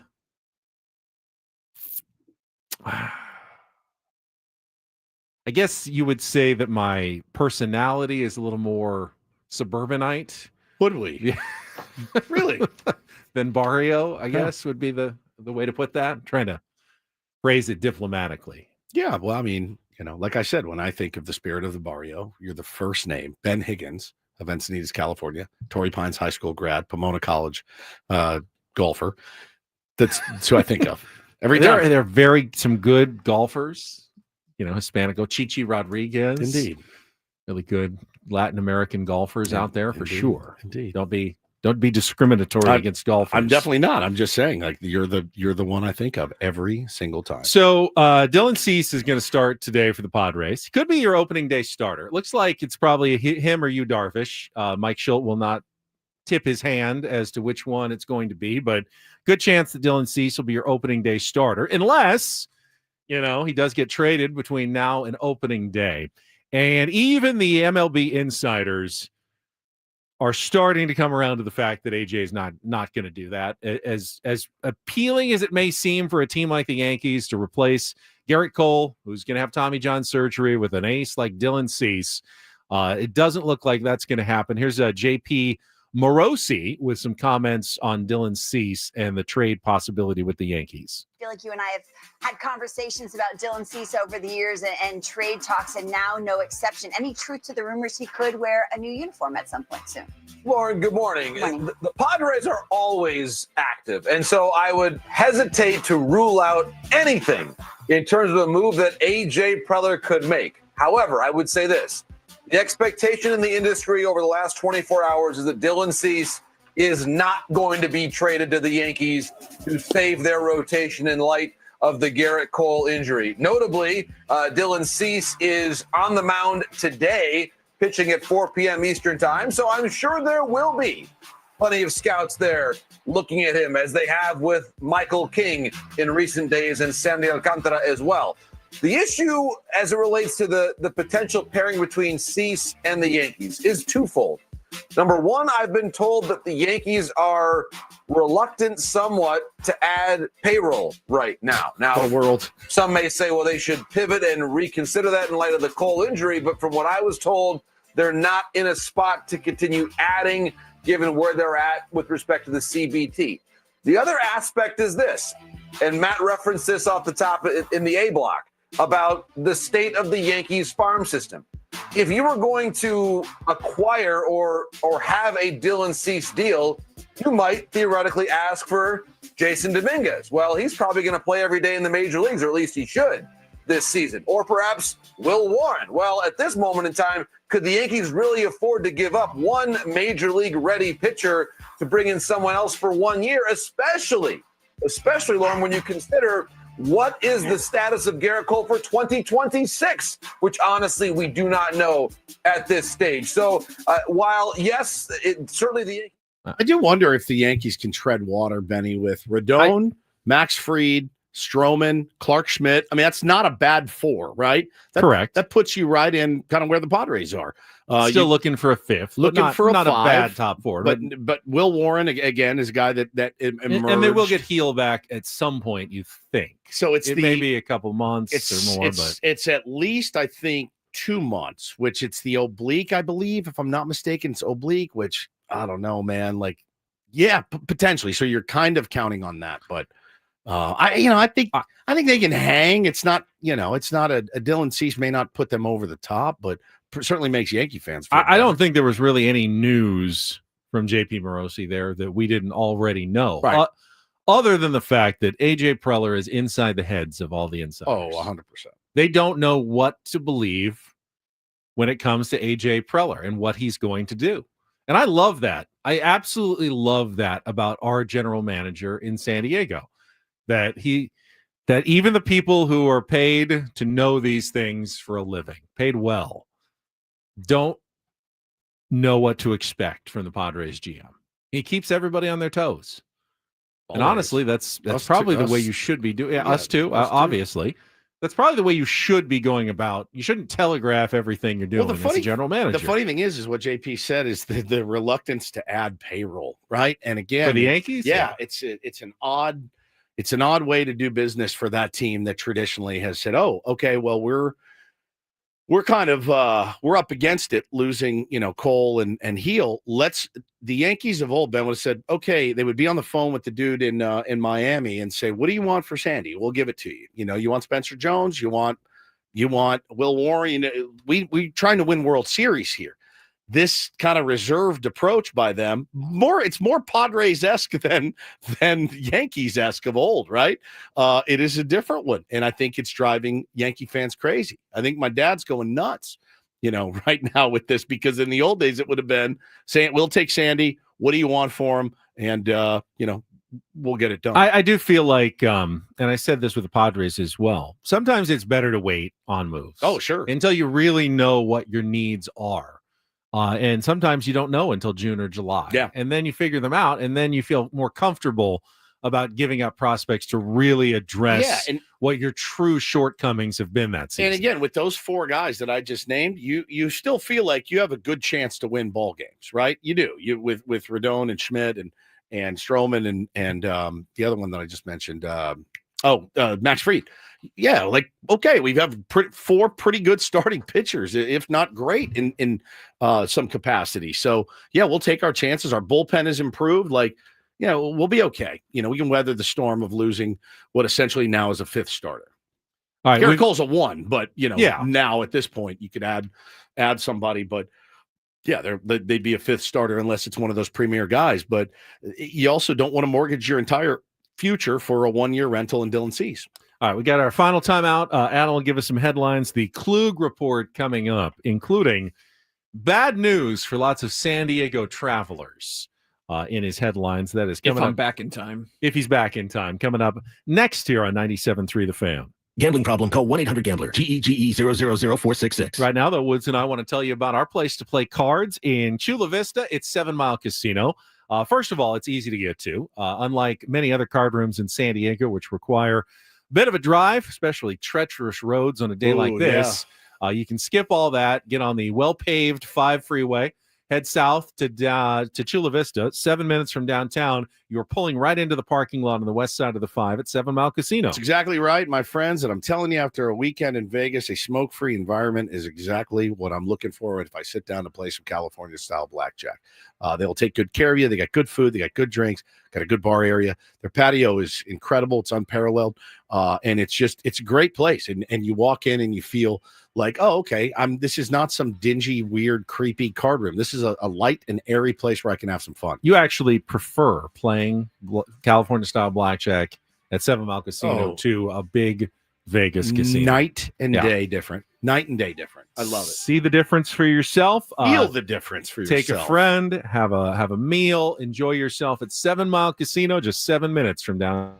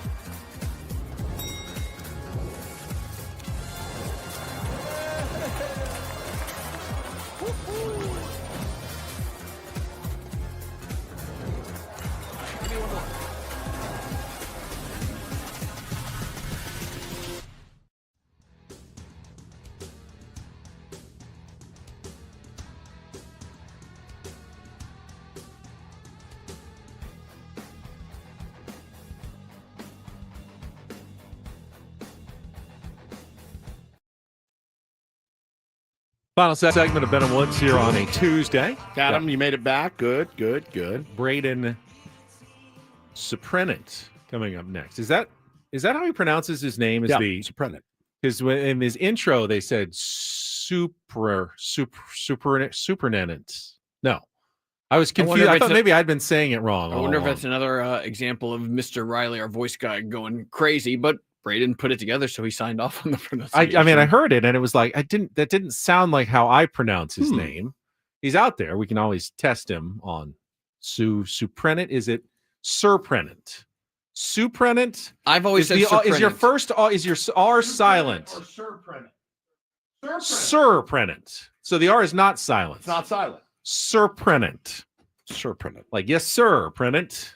Surprenant. If that helps you. Sorry, I've been just kind of dropping that first R this whole time. Suprenant. Surprenant. This hour of Ben and Woods is brought to you by Staples. Your local Staples has hot deals and super low prices throughout the store and everything for your business. And right now at Staples, save up to $250 off your print order. Exclusions apply. Visit staples.com/print for details. Ends 4/5. Plus, saving even more with the Easy Rewards program at Staples. All right, we're going to check traffic one last time, and then Adam has got some Klug Report headlines for us to take us to the finish line here on 97.3 The Fan.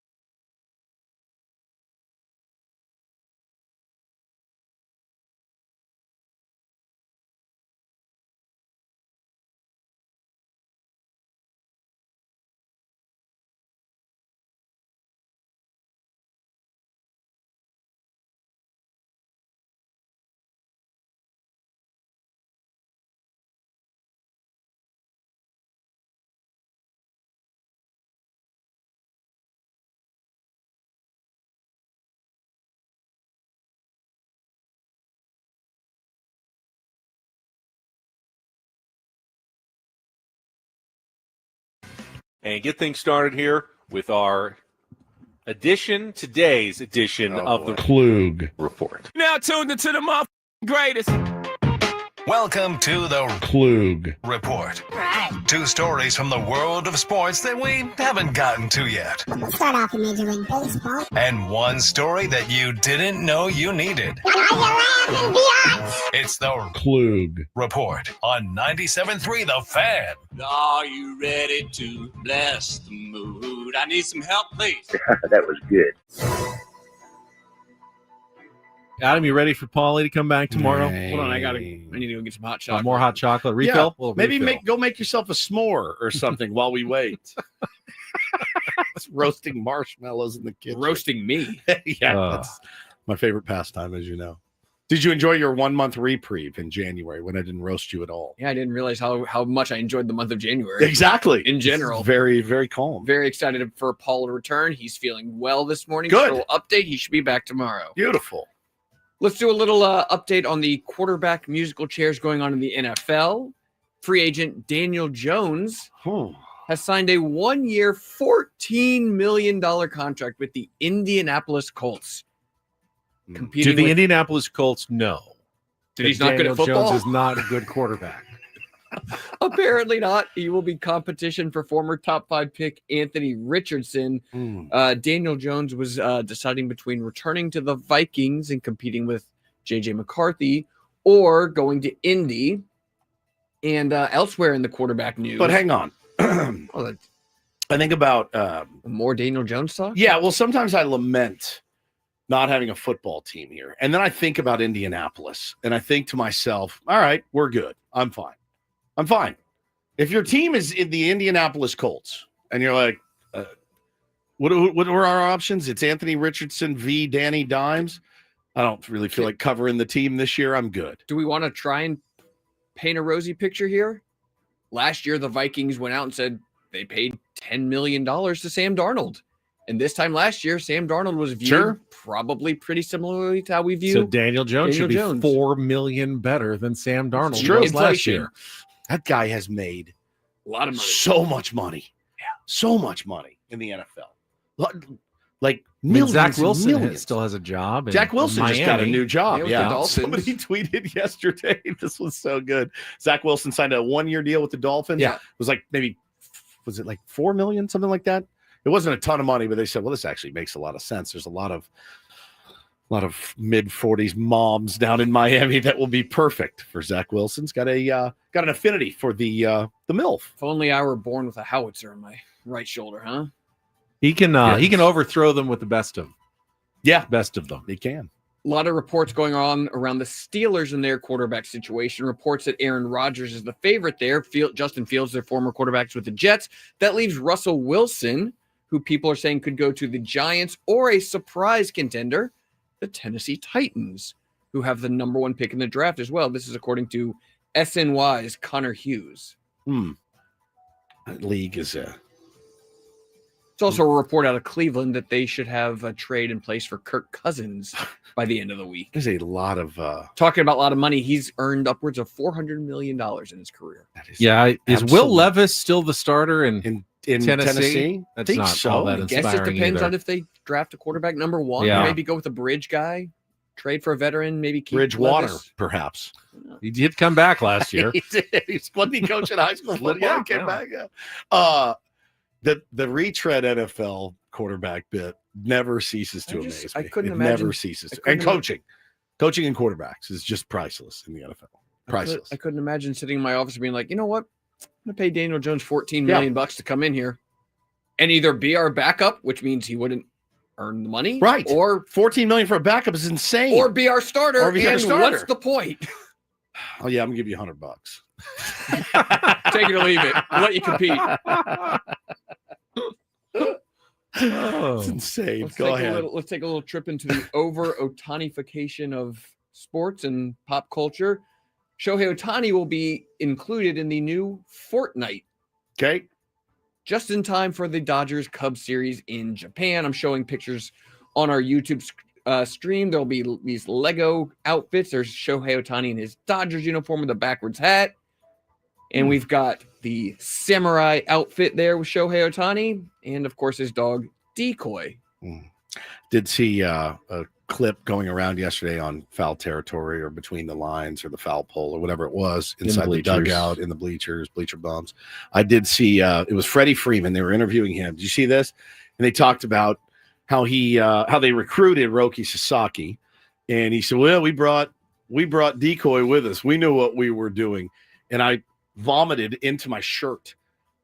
And I had to change my shirt because I went, because I can promise you that Roki Sasaki was not swayed one single solitary bit by his stupid dog Decoy. I do apologize to all dogs out there. I don't mean to offend you.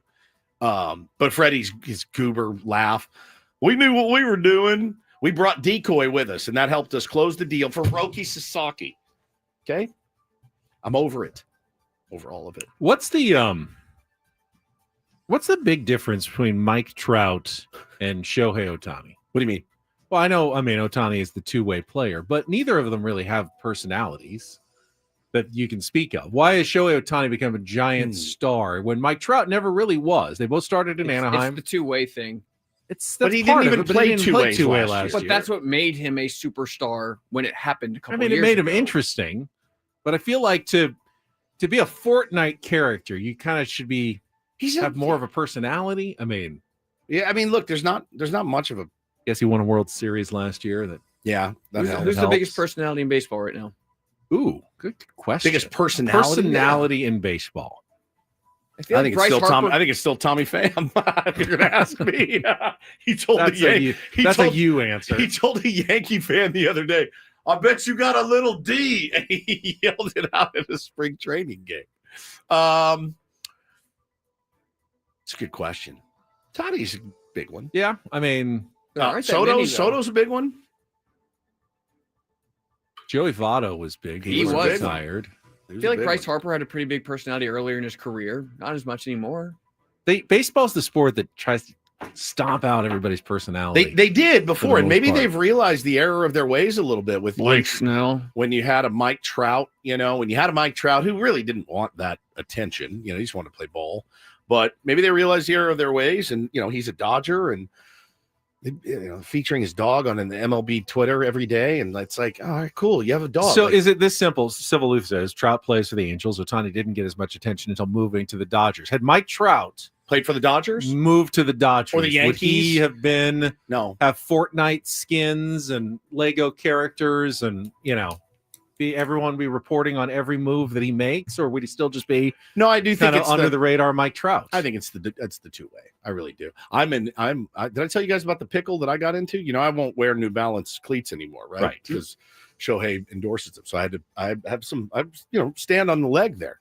So I went out and bought some Trouts, and they might be the most uncomfortable pair of spikes I've ever had in my entire life. I'm considering playing adult ball as Shoeless Joe Woodsy because they're the worst. Just have to break them in a little bit more. Maybe that's why he can't stay healthy. Maybe. Great idea. Maybe you start with and I'll tell you what, putting your feet into some New Balance baseball spike, nobody does it better. And I mean, nobody does it better.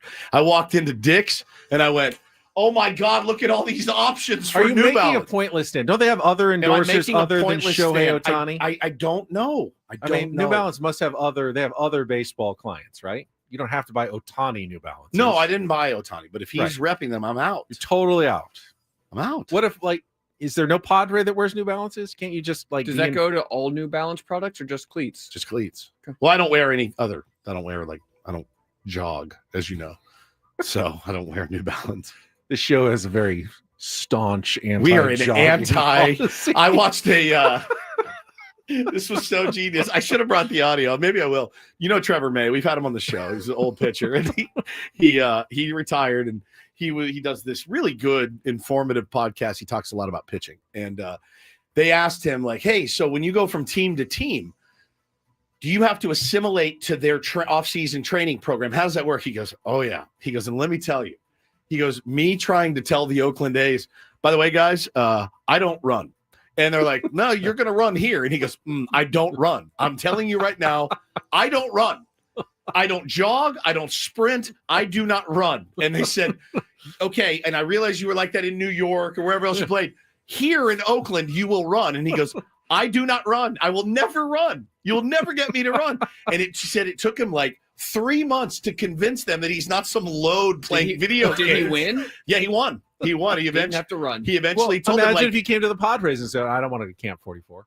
Right. I don't want to do Camp 44. Right. Yeah. I think you kind of have to assimilate. I agree with you, but he said it wrecks my body. And I know my body. I've been doing this a long time.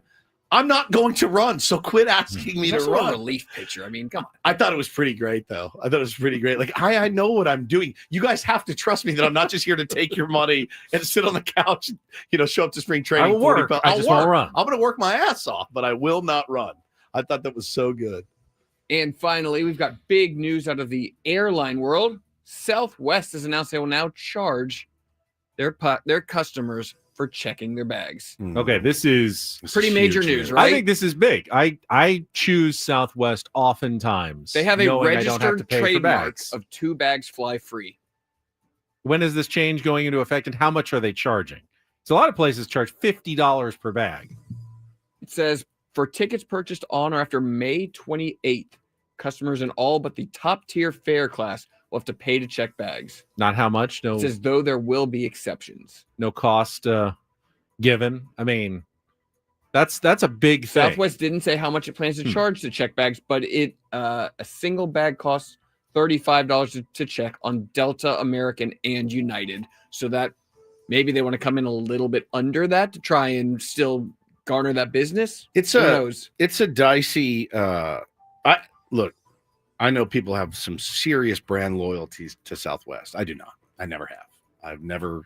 They're getting rid of the A, B, C boarding pass they system are too. Yep. They're going to go to assigned seats. Now that makes me more likely to fly. Charging for bags. I mean, they're just turning into a regular airline. What is the flight attendants not going to tell bad jokes anymore too? And stuff. I've never been. Is that really just a Southwest thing? Those all airlines. It's mostly Southwest. I've never been a big Southwest fan. Never ever. Never liked it. You didn't grow up here though. It's really mostly my only option to fly. Is that right? Oh, where'd they start out of?